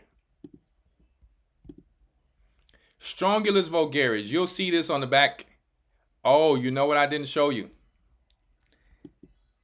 Okay, first, I'll go through this first. Then I'll go to that next. Strongylus vulgaris, just to give you a quick example. Wikipedia.org for educational purposes only. Commonly known as the bloodworm. A common horse parasite in the phylum Nematoda. It looks like a long worm with a large, big biting mouth. They are usually reddish in color because all the blood they take from the equine host. The nematode is considered to be one of the most pathogenic of the large strongyles subphylum and is distributed worldwide, wherever there are grasslands and temperate environments. So those of you who like to walk around without your shoes on your feet so you can ground out, that's why I told you I am actually selling shoes now. I just haven't put the website up or whatever store I'm going to put up. But I'm actually selling the dress shoes because there's a lot of tennis shoes out there. I may sell them in the near future. We'll see. I don't know if I want to. But because it's already a lot out there. But I wanted to sell something no one had. Right? So I do have dress shoes that still ground you out. And women and men. So I'll be showing those soon. I'm getting my my cobbler and my shoemaker to actually make me some samples so I can have some pictures out there. So and guys, if you ask for the shoe, it's high fashion shoe. It's not $20, unfortunately. This is a high fashion shoe of something you would see in Gucci or something. I didn't want to go. It's not that it's not that I you know, it's a high fashion shoe. It's all fully handmade, a full leather. The bottom, the inside, the top. It has a copper rivet in there so you can ground out. Plus the leather that helps you grind out. I didn't want to go, you know what I mean? We're Israelites. We're kings. We're queens. So if you expect it, it's the shoe, I'm going to tell you right now. The shoe is $125 without the copper rivet, $150 with the copper rivet, because they have to hand make and put this thing. It's made in someone's hands, right? So I'm just saying, right? And I'm selling it to the world. This is not just for Hebrews, okay? There's a grounding community out there who understands about grounding and stuff like that, right? About flat feet, wide toes to keep your foot and your alignment healthy. So that's why I started it, because of the health of the body. So anyway, that's besides the point. This worm is just a few of the tapeworms. I want to tell you something. I personally believe, you don't have to believe what I believe on this one. When I say I personally believe, the reason why I believe this is because the gentleman we just heard on the news, he said he took the active ingredient of fenbendazole in his dog dewormer. And it's like, okay, well, people are going to the doctors to heal this and deal with this, but they said they couldn't do anything for him. And he did something with $5 of the dog dewormer. And I'm not telling people what to go and do. I will never do that. I'm just putting out information. But it sounds funny to me that they're saying this parasite here specifically to horses. I can't believe that. Not anymore. I cannot believe it, because during 2020, people got desperate. People were turning to fish antibiotics, dog dewormer. People were, dealing with ivermectin from the feed store, like Joe Rogan. And Joe Rogan said, hey, he was good. So for those who have ears, let them hear. But I don't think that these things are just in livestock. I don't think that these things are just in livestock. I think that they're saying they're in livestock or dogs or cats, and they're healing the cats and animals more than the people. This is what I believe, because if you can't do nothing to help a human with top medicine, supposed top medicine, and he goes to a veterinarian for animals, he gets some for $5 instead of $500,000 procedure. $500,000 procedure. I don't believe these are just in animals. People pet their animals. People, have their livestock and their goats. You don't think some of these things pass? I remember watching one video of a farmer. He said, listen, he was taking the little horse one, the same horse one from the feed store. He said, listen, I gave this to my family for, long we mess with the animals, we taking it too. And he said, we never got that, that's how we kicked the parasites down. Right? So I just said that because I personally don't believe that these parasites are just only in animals. I just don't. So that was one of the ones. I'm going to show you a few more just quickly. CDC.gov. Ascariasis is the most common worm parasite found in humans. It lives in people's small intestine. This parasite spreads through contaminated soil that contains the parasite. Blank infection is treatable with medication. Blank infection is sometimes called blank. That's not why I went there. Oh, the human roundworm, Ascaris lumbrocoides, sometimes it's called Ascaris or Ascariasis, is a parasitic worm that infects an estimated of 772 to 892 million people globally. Ascaris, along with whipworm and hookworm, is a soil-transmitted helminth. The larvae and adult forms of the parasite live in a person's intestines. People get Ascaris by consuming contaminated soil. That means they're actually consuming the soil. So make sure you wash those vegetables.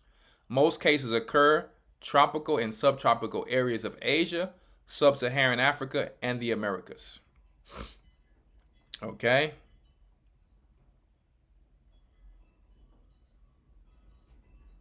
So I just want to put that one out there. I want to show you, before we go, got a few more things. Lungworm. I think this is an important one. You have parasites that deal with eyes, parasites that deal with lungs. Lungworms are parasitic nematode worms of the order of the Strongylidae that infest lungs of vertebrates. The name is used for a variety of different groups of nematodes, some of which also have other common names. What they have in common is they migrate to the host lungs or respiratory tracts and cause bronchitis or pneumonia. Now, for those of us who know about like the shipping fever that they call it a shipping fever for cows. Because I had a cow that died, like a baby cow I bought, and it died. And I think, yeah, I lost a few animals before, guys. So when you get livestock, don't think that you get motivated and you get encouraged. You will go through it sometimes. You will lose some goats. You will lose some animals. You will lose some chickens. Don't think you're doing nothing wrong every time. A lot of these things, guys, are parasites. If the animal stays in their poop area too long, you don't clean their poop, or when they're going around grazing and eating, right? And foraging. If they're in their poop areas too long, what happens is where they pooped, if it's parasites coming out, they eat in that same area, they get the parasite again. Okay? That's just how it goes. So, you know, you invest, you need to be smart how you invest, do your research. So I have some sheep that are more parasite resistant, which I like. My sheep are more chill than my goats. The goats, boy, they be, you know, that's just how goats are. But the sheep just be chilling. You know, even when they had them together at first, the sheep was separated from the goat automatically, but there's an issue. They can share different parasites. Sheep don't need as much copper as goats. So you have to understand when the Most High is talking in the scriptures, he's saying so many things we don't understand until we start to learn about health, till we get in the garden, until we start to become shepherds. Right? So this is very important information I'm telling you about, of how these worms will kill your animals. A lungworm, the cow gets nervous and anxiety. Think about a human. When a human, that's why when you read the scriptures, stress will kill you. You start stressing, your body becomes acidic because you got water in your body. The water was the thing that was used to command the creation of the earth. Water is the life that's in your body. When you lack water, your body becomes too acidic. It becomes a different environment. It becomes a parasitic environment. See? Oh yeah, I'm telling you. Yeah, we talking tonight, huh? Let's talk about it. When you stress, what was used to create the heavens and the earth?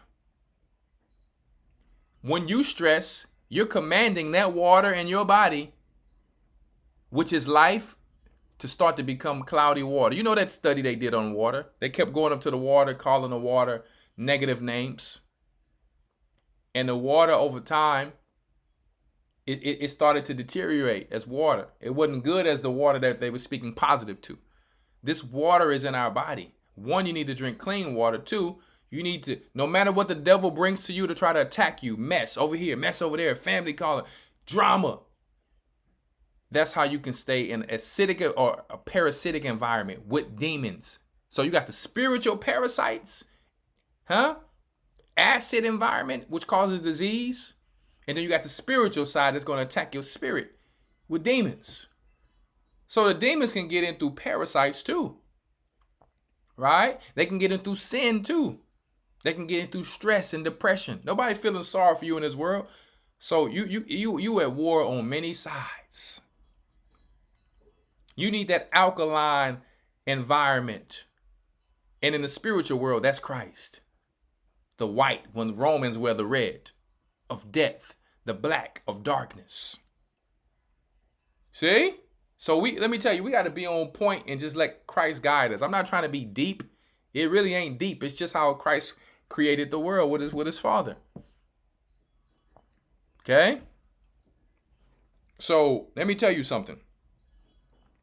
Asthma. What are we reading about? The certain diet. You got worms that deal with a lot of things, don't they? And they say they're only in animals. Maybe we need to start looking at things a little different. All right? Let me tell you, I got me a small little pack of fenbendazole. Let me tell you, that thing expensive. Lord have mercy. But I'm learning the warfare of how these parasites go. I'm like, okay, this ivermectin can't kill this one. I got the fenbendazole over here for that one. Boom. I got the diatomaceous earth so they won't get used to it. I got the pumpkin seeds over here. I got the black walnut, the wormwood. Huh? I got some other things I can't talk about on here at all. Right? You got your colloidal silvers. Huh? We speaking tonight, huh? You got your colloidal coppers. We speaking tonight, huh? So, and when people say they grow out of asthma, you don't grow out of asthma. Maybe you drunk. Maybe they gave you a little beer or some beer with garlic or something. That parasite didn't dipped on you. Oh, all praises to the Most High. Never heard of biofilm. We gonna put you on game. We ain't trying to hide nothing. As long as we in order, that's how you get the information. You knock and you shall receive. You shall learn from the elders, because guess what? It's not us. The Holy Spirit is what gives us things for his sheep, for his flock. And it's not one thing. Remember, they get used to different things. Okay? Now, Mr. William Rowland, one of the protocols he had was colloidal silver, ivermectin, Lugos, iodine, right? I can't say the other one because I just can't say it on here. People done got arrested for it. I just will not say it. Okay? So I can't say that one on here. And if you don't take it right, something can happen to you. So I just can't say that one on here. But the rest will be pretty much good enough. All right? Hey, ain't nobody come. Yeah, my elder one told me about this. And you had me in jail and prison. I ain't no criminal. No. So let's continue to read, because I sidetracked for a little bit. The name used for a variety of different groups of nematodes, some of which also have other common names. What they have in common is that they migrate to the host lungs of the respiratory tracts and cause bronchitis or pneumonia. 2020, the lungworm will gradually damage the airways or lung tissue by inciting an anti-inflammatory reaction in the tissue. Ultimately, the parasite survives and reproduces in the respiratory tissues. The category is thus more a descriptive than precisely taxonomic one. Now, why did you hear me say 2020? Why did you hear me say that? Well, there was a lot of pneumonia going on. And people who were taking something from a feed store with a horse on it, they said that was making them feel better. And they said it had ivermectin in it. So are you telling me that's something that's for horses and dogs and stuff? If it's healing this, I'm just like, it's kind of bringing that together to me, because it's saying this is in animals, but that's healing humans. So that means humans possibly had that.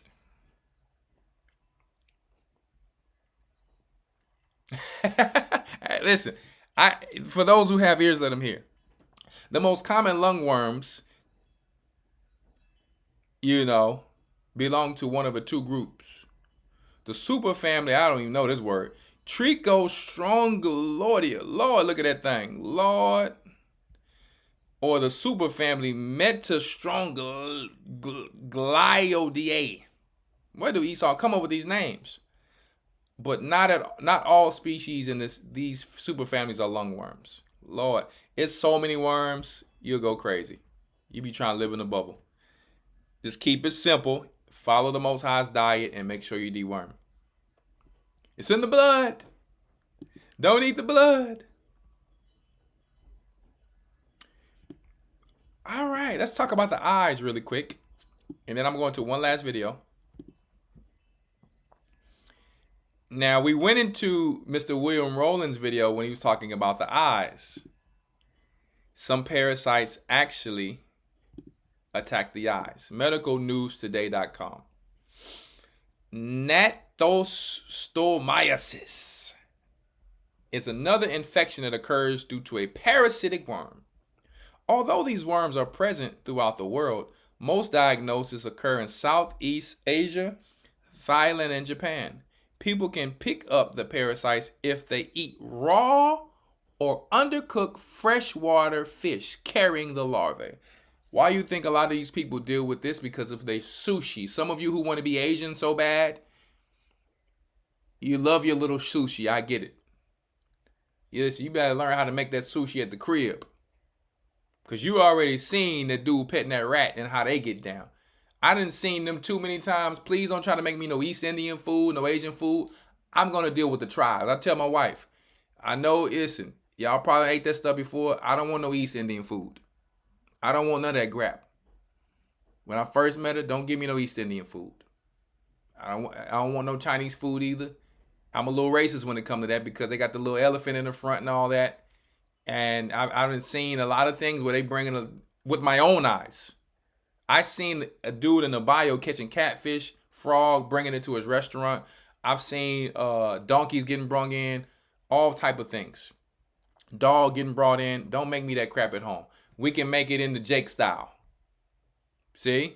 Most of the things they took from us anyway. We can Jake it up. You gonna make me some Asian food? I'll take it at home. I don't want no weekend make for you. Because whatever we can make for you mean they making something else for me. And I don't want it. So, and I would tell them that. It's all respect. It's all respect. That don't mean I hate them. But what's for them is for them. And what's for me in my house, that's what I'm eating. I don't want no shrimp fried rice. None of their egg rolls. My daughters make it just fine. As a matter of fact, we eating Thai soup tonight with no madness in it. Okay? So, now you see that there are things that can deal with the eyes. And that's just one of them. There's something called river blindness that a lot of people will get in Africa. And, you know, a lot of people get something called river blindness, and it's a parasite that comes in their eyes. Just in case you guys have not heard of that. I want to show you one last thing really quick because I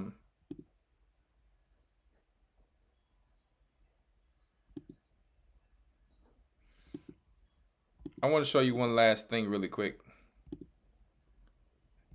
I put a link in the chat about the biofilm, but I want to show you one thing about something really quick. What was it? This video is for those who have ears to hear. Just really quick. All right. This is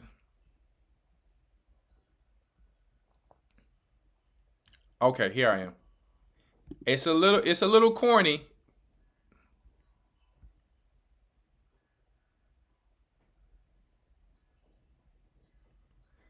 It's a little corny, but oh, let me also share this with you first. I'll share this one with you first. I want to share this one with you first. Christ said to heal his people. So I'm just giving you people's experiences. A sister from California sent this to me. Thank you, my sister. In Vegas. The first year. Fair use, educational purposes only. I'm not saying this is my views or the views of our church, Gathering Christ Church. This is just a person's experience, so we're just educating the people of what other people are saying out there.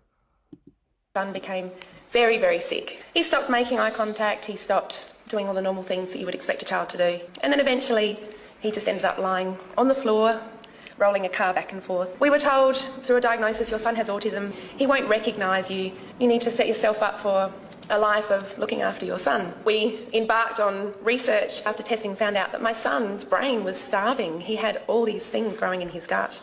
They were releasing so many toxins that they were actually affecting his brain so much that he just couldn't work. We changed our filters in our house. Everything's chlorine free. We got a filter from Switzerland that cost us $4,000 to get rid of everything in the air. We did everything you could imagine. And the big thing that we did was that we started getting MooView milk, normal pasteurised milk, because we were told this kefir's going to change your son's life. And we started to drink it and we all got horribly sick and thought, this was going to change our lives, what happened? And then we did more reading and we worked out that, why don't we try this raw milk? So we tried raw milk and I think the bacteria that is surviving in the raw milk, the kefir just loves it and it grows and it grows and it grows. So my son drinks a litre of kefir a day, a litre of this stuff a day. He started school 4 weeks ago. In a normal school, he went pretty well. So she's saying that the kefir helped her son with his situation of what you're reading on the screen. AUTIS, you know what? All right. So, but what she's saying is when she was drinking the kefir from the store, even though it's good, the microbes in it are not as strong as when you make the kefir yourself, like buying your own kefir grains or even taking the raw milk and making the kefir. I think there's a way to make the kefir. Rawchaa, you can correct me if I'm wrong with the raw milk. It's just a different process because I know the bacteria in the raw milk is so strong it can kill the kefir grains. So, but I have to remember that part. So I don't want to say anything I don't know. But I know raw milk alone, just alone, set on the cabinet. So when you heard this old saying of the longer you leave milk, the better it gets, it's a true saying. It turns to sour milk like yogurt or whatever the case may be if you leave it on the cabinet. But that's raw milk. That's not the milk from the store. Okay. So she's saying that kefir, and we deal with kefir every day. Okay. And I try to make sure my kids are really dealing with it a lot. And you know you got to stay on your kids about things. But they really like the kefir. They enjoy it. And but I just wanted to share this video with you. If kefir alone will make the body function correctly to use its own natural self defense mechanism to actually help keep the body healthy. Okay, kefir is that powerful. This is how powerful, guys, the microbes that the Most High made are for the gut. Now, it may take some time, but if you're consistent with anything, it's going to happen. I'm going to play this video one more time for you.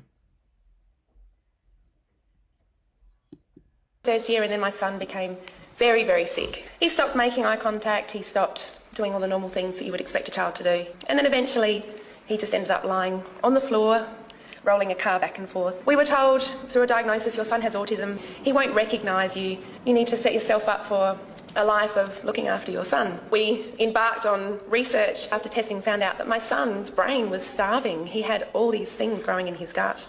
They were releasing so many toxins that they were actually... All these things growing in his gut. Worms. So through her even just powerfully giving him enough kefir, what the kefir does is releases so many, right, good microbes and good bacteria. They are now able to fight off the body, white blood cells and everything. All of the good things are able to kill the pathogens, the worms and the fungus in the body. So when we stick to what the Most High said and stop listening to people, man, you shouldn't drink milk. You fool. How are you going to tell somebody to not do what the Most High said it? You need to educate yourself and show yourself approved to learn correctly. You have to get it in its proper order.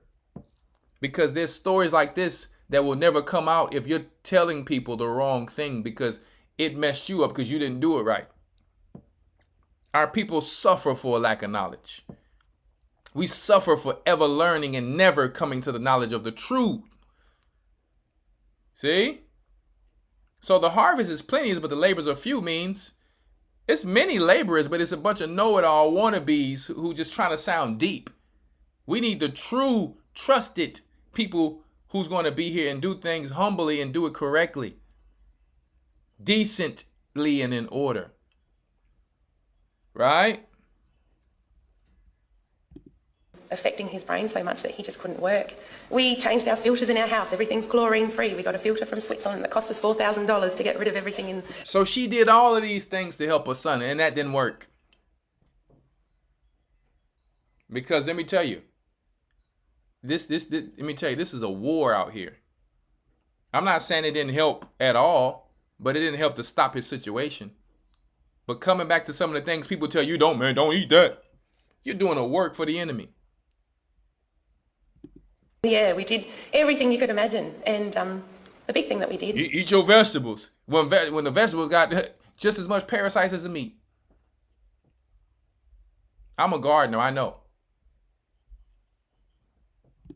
That we started getting MooView milk, normal pasteurized milk, because we were told this kefir's going to change your son's life. And we started to drink it, and we all got horribly sick. And what the sister said, she said, the store has been pasteurized to kill off everything good. There you go. Yeah, people will tell you, don't drink raw milk. When you look on Google, everybody's telling you, don't drink raw milk. Man, we were drinking raw milk when we was in Egypt. See? Don't let these people lie to you. Thought, this was going to change our lives. What happened? And then we did more reading and we worked out that, why don't we try this raw milk? So we tried raw milk, and I think the bacteria that is surviving in the raw milk, the kefir just loves it, and it grows and it grows and it grows. So my son drinks a litre of kefir a day, a litre of this. She just gave you a recipe, a litre a day, making sure that gut is overran with good bacteria. We didn't come to play no game. See, look, we're going to step off the porch. We're going to step all the way off the porch. Listen, we not marching around no building just to say Israelite. We stepping off the porch to really step off the porch. This is a spiritual war that we have to fight for our people to get them healthy so they even be able to throw a punch. Instead of telling them to put something in their body that the Most High said don't do, they ain't going to be able to march forever. Like these people suddenly falling out right now. And I'm not throwing no jabs. That's just truthful. It has to make sense. We have to make it make sense. People get caught up in the Israelite thing. Yeah, these Israelites. Kendrick Lamar, Israelite. Yeah. How about let's heal some of these people instead of dancing around all the time. Let's dance when a person is healed.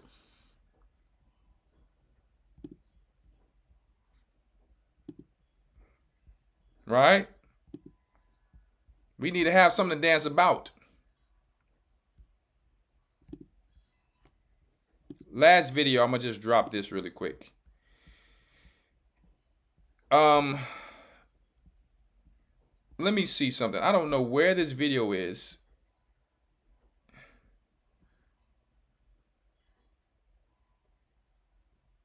But my wife had sent me a video of where the ivermectin actually came from. I don't see it though.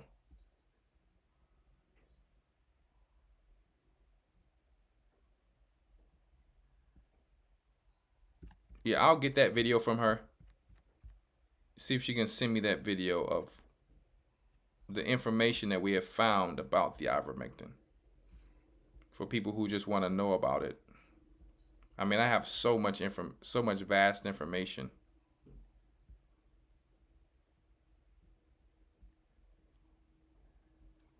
I have so much vast information, you know. So let me just give you this. And I know I had to be on late today because, boy, I'll be busy, man. I ain't gonna lie to you. But check this out. Fair use for educational purposes only.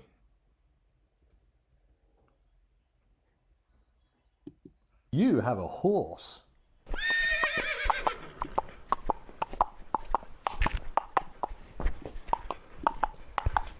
Now, you know Esau can get a little corny, but one thing is okay. That at least he's being himself.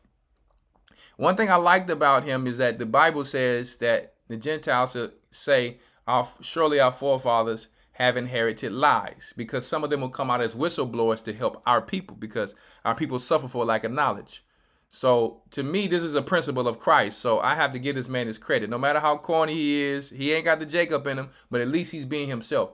I respect Esau when they being they self. And that don't mean that every Edomite is corny. Some of them smooth too, because they learn a little bit from Judah. But what I'm saying is, take what he's saying, and he's basically giving a parable in his video.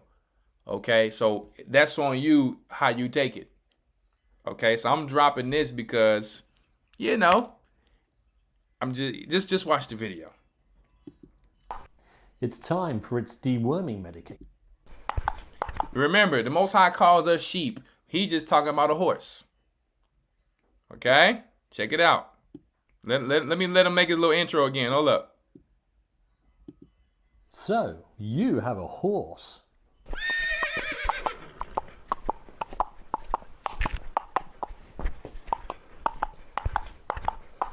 It's time for its deworming medication. You've brought this stuff, but you've never used it before, and maybe a bit worried about administering it. Well, worry not, dear friend. Allow me to be your guide.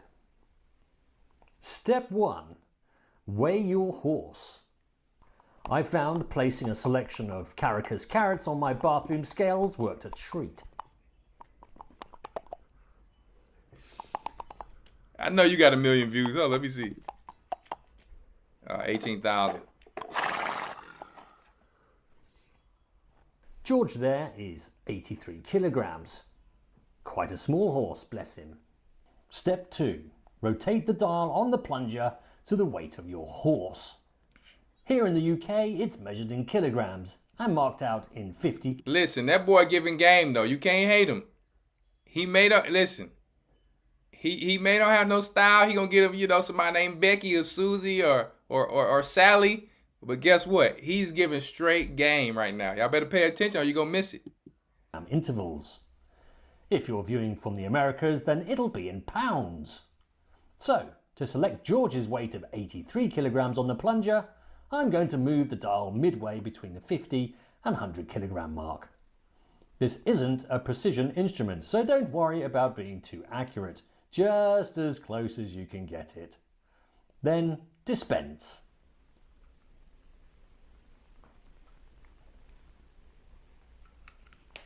Step 3. Mix it with something palatable. It tastes awful, apparently. George enjoys it with some Greek yogurt. Step 4. Feed to horse.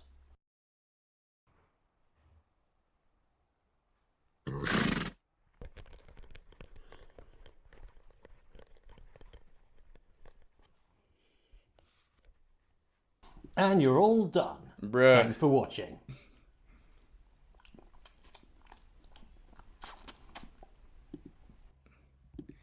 Thank you, Mr. White Man. He helped us out. I'm sorry. Hey, if you didn't get that, I gotta give my brother some love though. You know what I mean? I could teach him a few moves another time, but for the sake of health, man, that brother, let me tell you, he did more than anybody else would. Somebody else put a gun to your head, try to tell you how cool they are, what type of song they can. This video right here only got 18,000 views, right? And hey, but he listen, it's the crazy part about it. Everybody will not accept the truth, and they think you're crazy. But man, if they only knew, if they would pay attention to the clues, it was Christ involved in that video. You know, because it was a parable. You see what he did at the end? You know what I mean? And he kind of trying to put some things out there according to the information that we put out there tonight. I'll play it one more time. People want me to play it again. Lord have mercy. What's Mr.'s name? Mr. Richard J. Lloyd. Brother, all jokes aside, we appreciate you. And, you know, it's a blessing of what you did. We really appreciate that. You know, Joe Rogan put himself out there to do that. I appreciate that. I'm not saying I follow these people and what they do, but for something that can help someone, can help a horse or help a sheep like us, just saying. Let me stop messing with y'all. Right? So, you have a horse.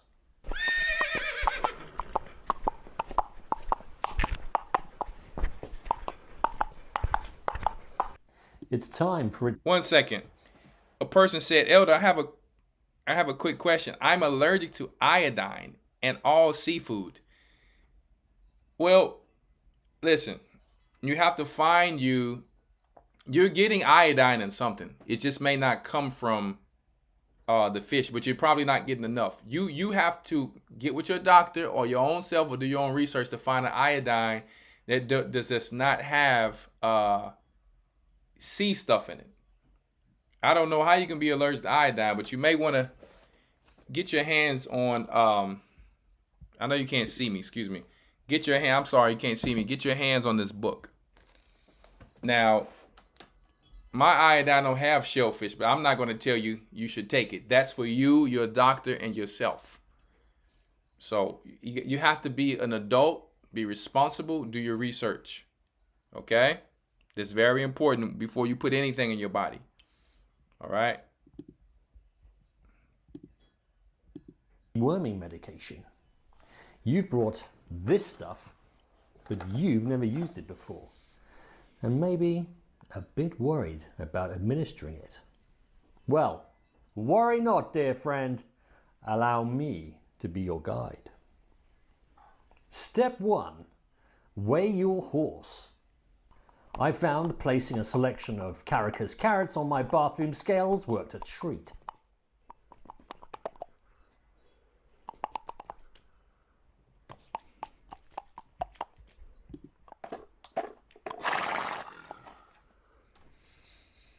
George there is 83 kilograms. Quite a small horse, bless him. Step 2. Rotate the dial on the plunger to the weight of your horse. Here in the UK, it's measured in kilograms and marked out in 50 kilogram intervals. If you're viewing from the Americas, then it'll be in pounds. So, to select George's weight of 83 kilograms on the plunger, I'm going to move the dial midway between the 50 and 100 kilogram mark. This isn't a precision instrument, so don't worry about being too accurate, just as close as you can get it. Then dispense.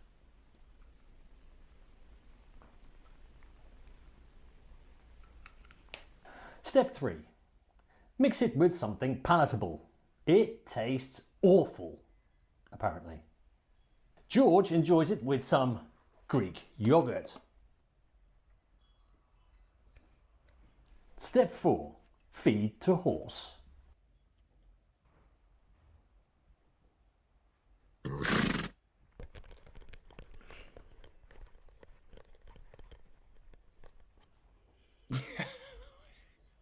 And you're all done. Thanks for watching. All right. So,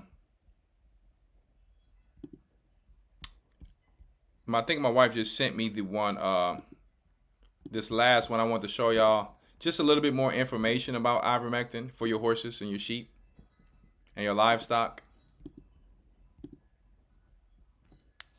For those who have ears, let them hear. For those who have horse ears and sheep ears, let them hear. Right?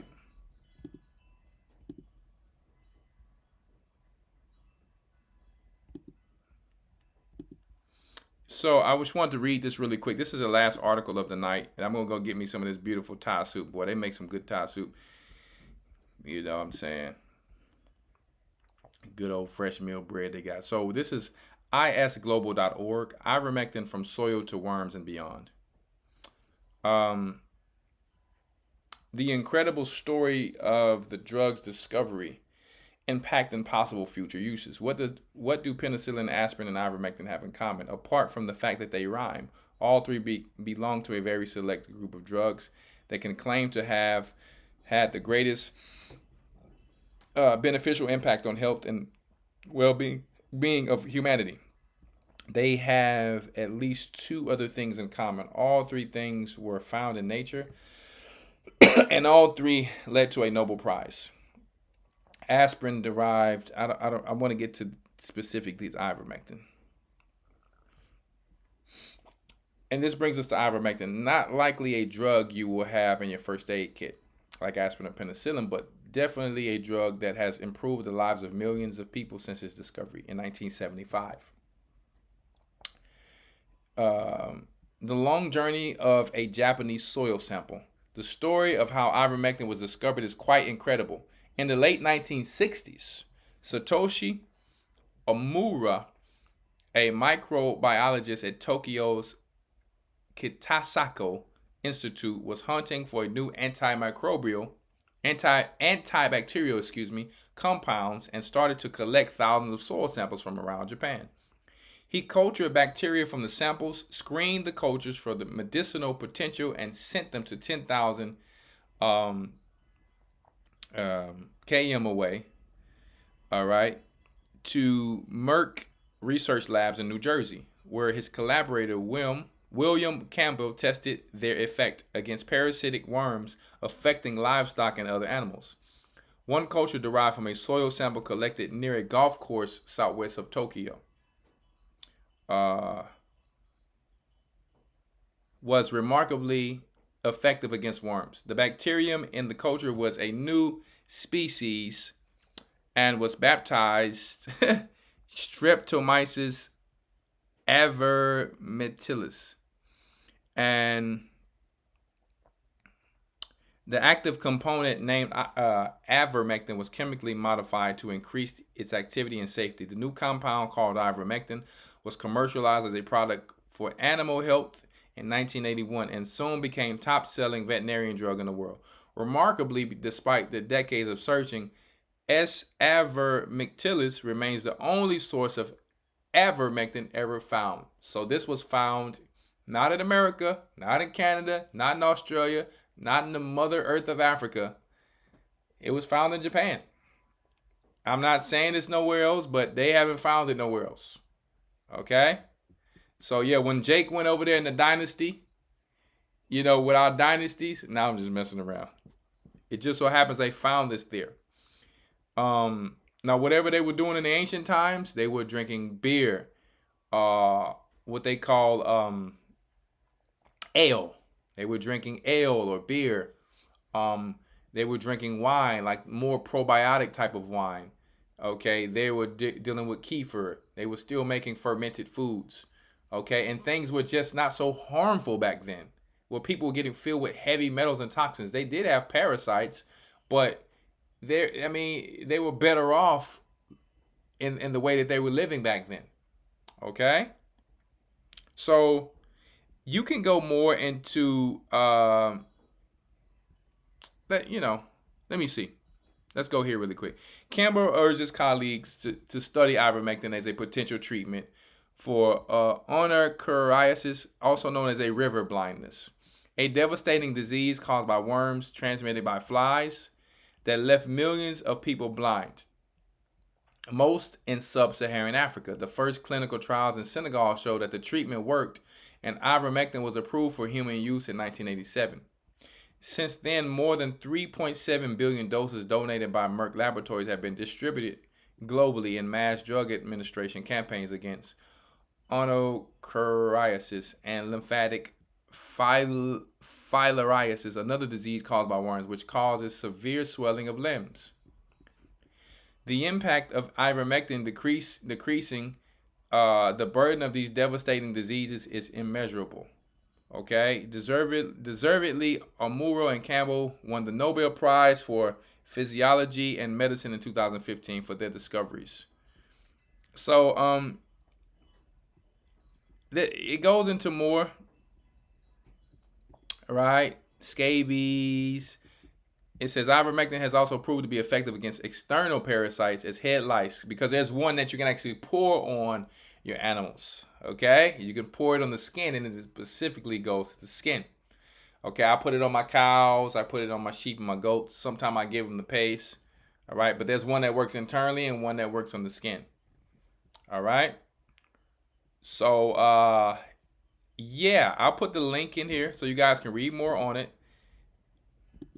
You know, but do your studies, do your research, guys. It's time for us to educate ourselves as we're pulling away from this system, learning how to homestead, and just learning like some basic things that you thinking you have to go broke on. Couldn't you use $500,000 instead of giving it to the doctor? Right? Listen, Mr. Doctor, I know you're trying to do your job, but listen, I need money too. I'm not just gonna give you my $500,000 that I don't have for you and your family. Can I have some of that? Huh? Or should we continue to eat this trash and this garbage with these parasite eggs in them, larvae or whatever they have in there? And they call it a different name, but it may be a whole parasite, bomb where as soon as you eat it, you got more parasites growing in you.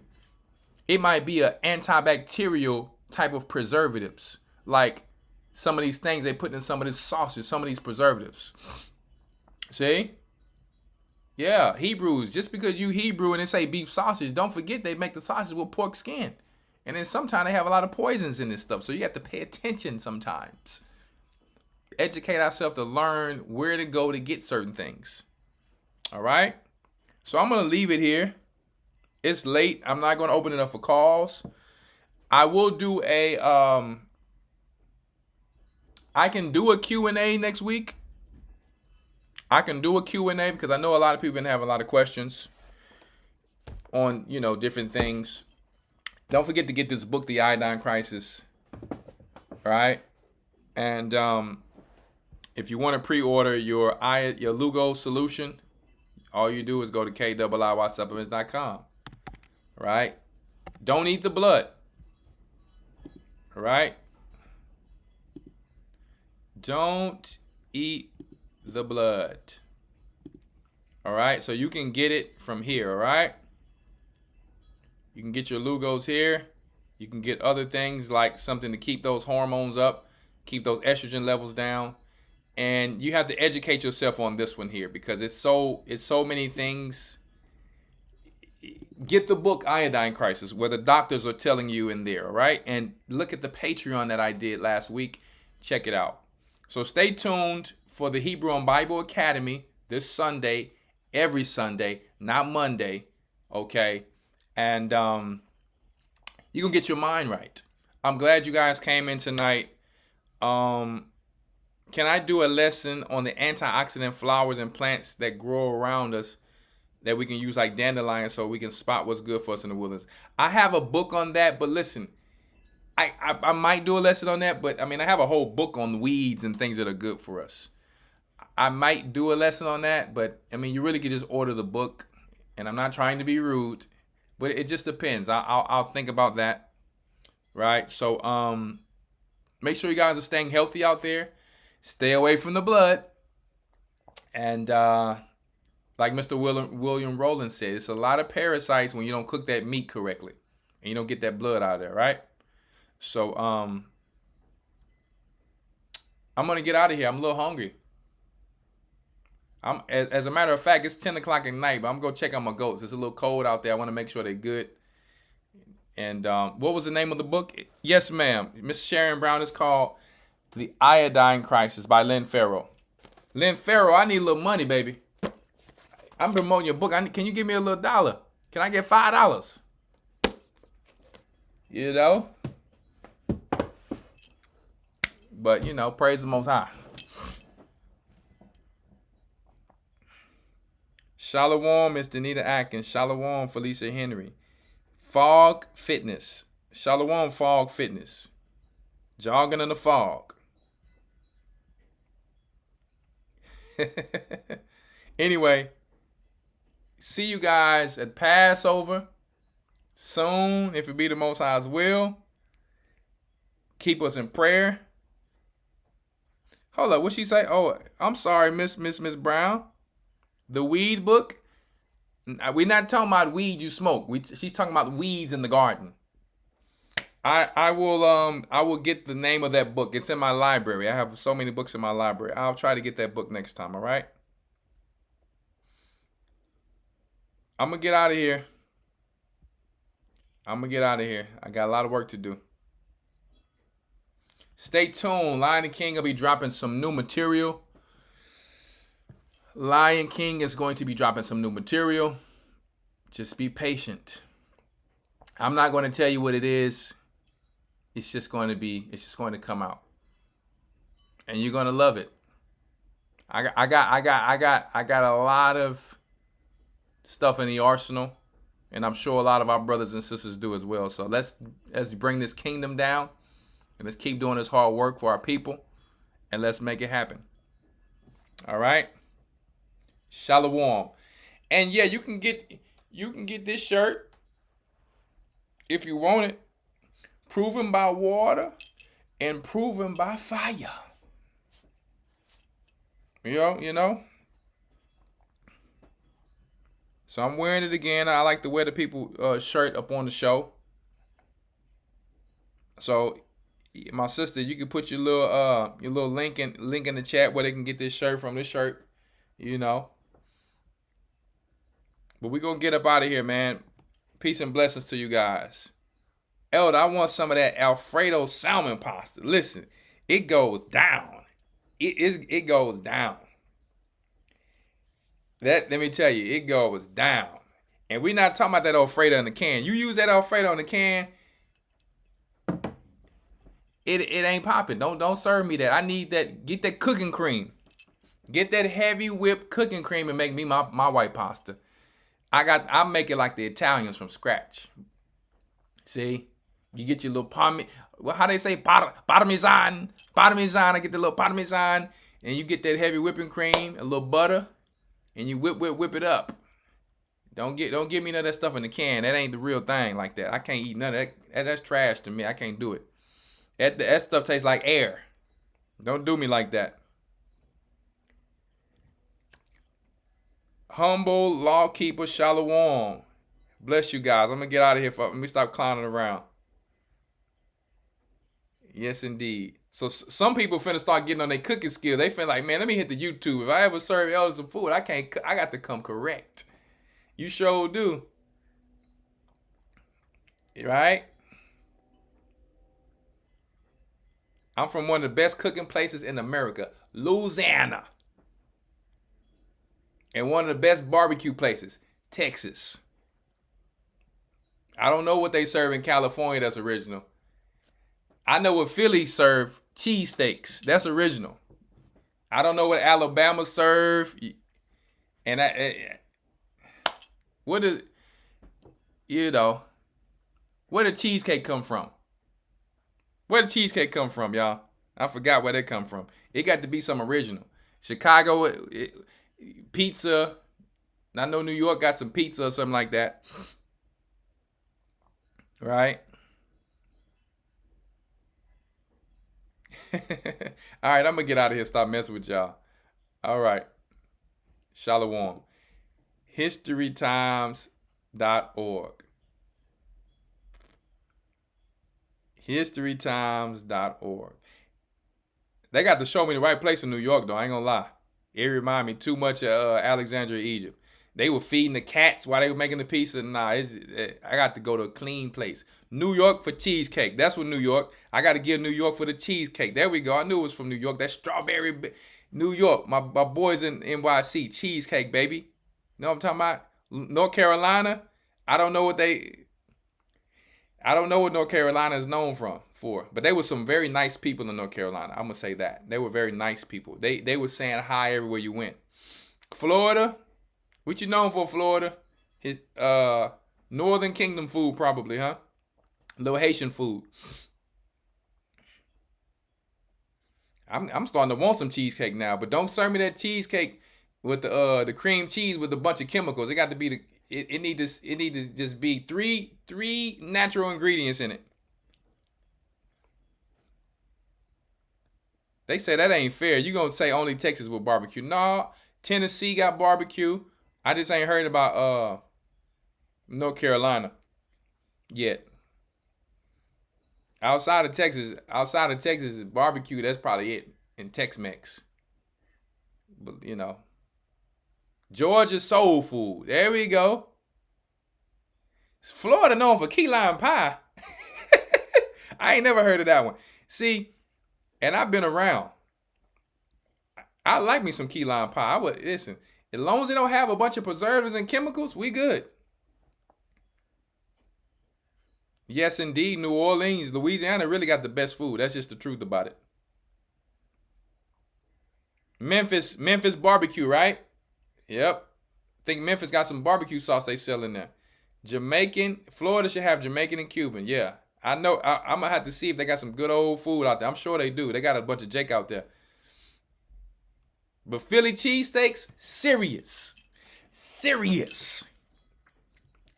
Years ago, we had somebody from Philly and Texas, but he's from Philly, man, on that food truck. Serious cheesesteaks, boy.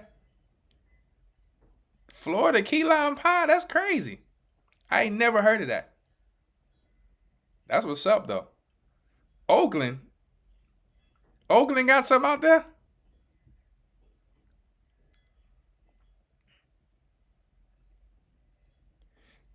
Real question, what you think about Les Barbecue making oxtail? Les Barbecue go hard. Les Barbecue, like he said, Texas in every way. Texas is known for barbecue. Texas, he going too far with the oxtails, though. We don't need oxtail everything. Oxtail burger, oxtail sausage, oxtail, like beef, like oxtail jerky. It's a little too much oxtails, but he go hard. Texas in every way. Like he say, popped up. You know what I'm talking about? All right, I might live in North Carolina, but I can cook everything. I mess with y'all, man. I know our people can cook. Right? But anyway, the world wouldn't be what it is without us, no matter where we are. It's just sometimes when we get the other cultures added into it, sometimes it don't be right. Where it be a little bland or it be a little bit eating the wrong animals. Right? Anyway, man, I had to get out of here. I wanted to have a little fun with y'all. Because I know we didn't have no call-ins, but y'all know about that boudin. Y'all know about that boudin, huh? You got to get the right boudin, though. You already know about that boudin and that crackling. You can get the chicken crackling. Right? Turkey crack. You get any kind of crackling as long as it ain't pork. Honduras. I tried Honduras food. Go hard in the paint when you thinking it ain't. Come to Vegas and get some good red snapper. In Vegas? Oh, man. I'm afraid to eat something from Vegas. That thing's so hot out there.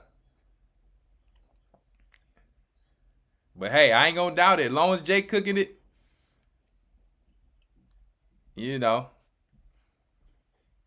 Anyway, man, let me get out of here. Did I post a link to the document I showed? Which document is that? Taste of Jake experience. And stay tuned. If you subscribe to my I'm a Lion, I Ain't Lying on my Lions Homestead, I'm going to just be showing some little things how we do on the homestead as well. And make sure y'all subscribe to Humble Servants Homestead. They getting it out the mud on that channel. And my sister and her husband and her husband and that sister, they be putting in work, man.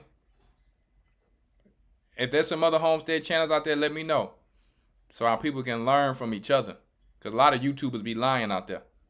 And they don't be making things realistic. Everything got to be so perfect, and life is not perfect. And then they don't even be eating from their own garden. Los Angeles has chicken and waffles. Okay, there you go. Because I was like, what California got? I don't even know what would be good there. Chicken and waffles. Okay. There we go.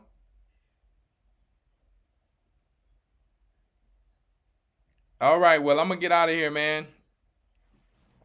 I'm going to get out of here, all right? The food is calling me. Shalom. Make sure you guys, if you want to support the elders in their work, right? Don't muzzle the ox that tread the corn. You can do it at Cash App, $GOCC report, okay? We do not have the other Cash App for tithes and offering anymore. Just go to the website and use the alternative to pay the tithes, okay? And don't forget, just to go to historytimes.org to join our Hebrew and Bible Academy school. All right, so I just wanted to put that out there. Stay tuned for Elder Rawchaa tomorrow, Deacon Hazak on Thursday, the Patreon on Friday, Elder Ramon on Friday, the Sabbath lesson in Hebrew and Bible Academy. All right, peace and blessings. All right, we love you all. Shalom. Historytimes.org. The Bible. Is it hard to understand? When it comes to reading the Bible, the first thing that comes to mind is the fact that this is the Word of God. The seals have been broken, and the truth is here. And when we go throughout the scriptures, when we go throughout extra biblical records, we find that the language that God employed, that He used to create the heavens and the earth, was the Hebrew language. Christ said, I came for the lost sheep of the house of Israel. But yet no one, no religious leader, no religious church out there anywhere can now identify the 12 tribes of Israel. Can we? God is quite simple, but it seems as if man makes understanding Him hard. What are those mysteries? The truth of your book and the truth will make you free. The Hebrew and Bible Academy.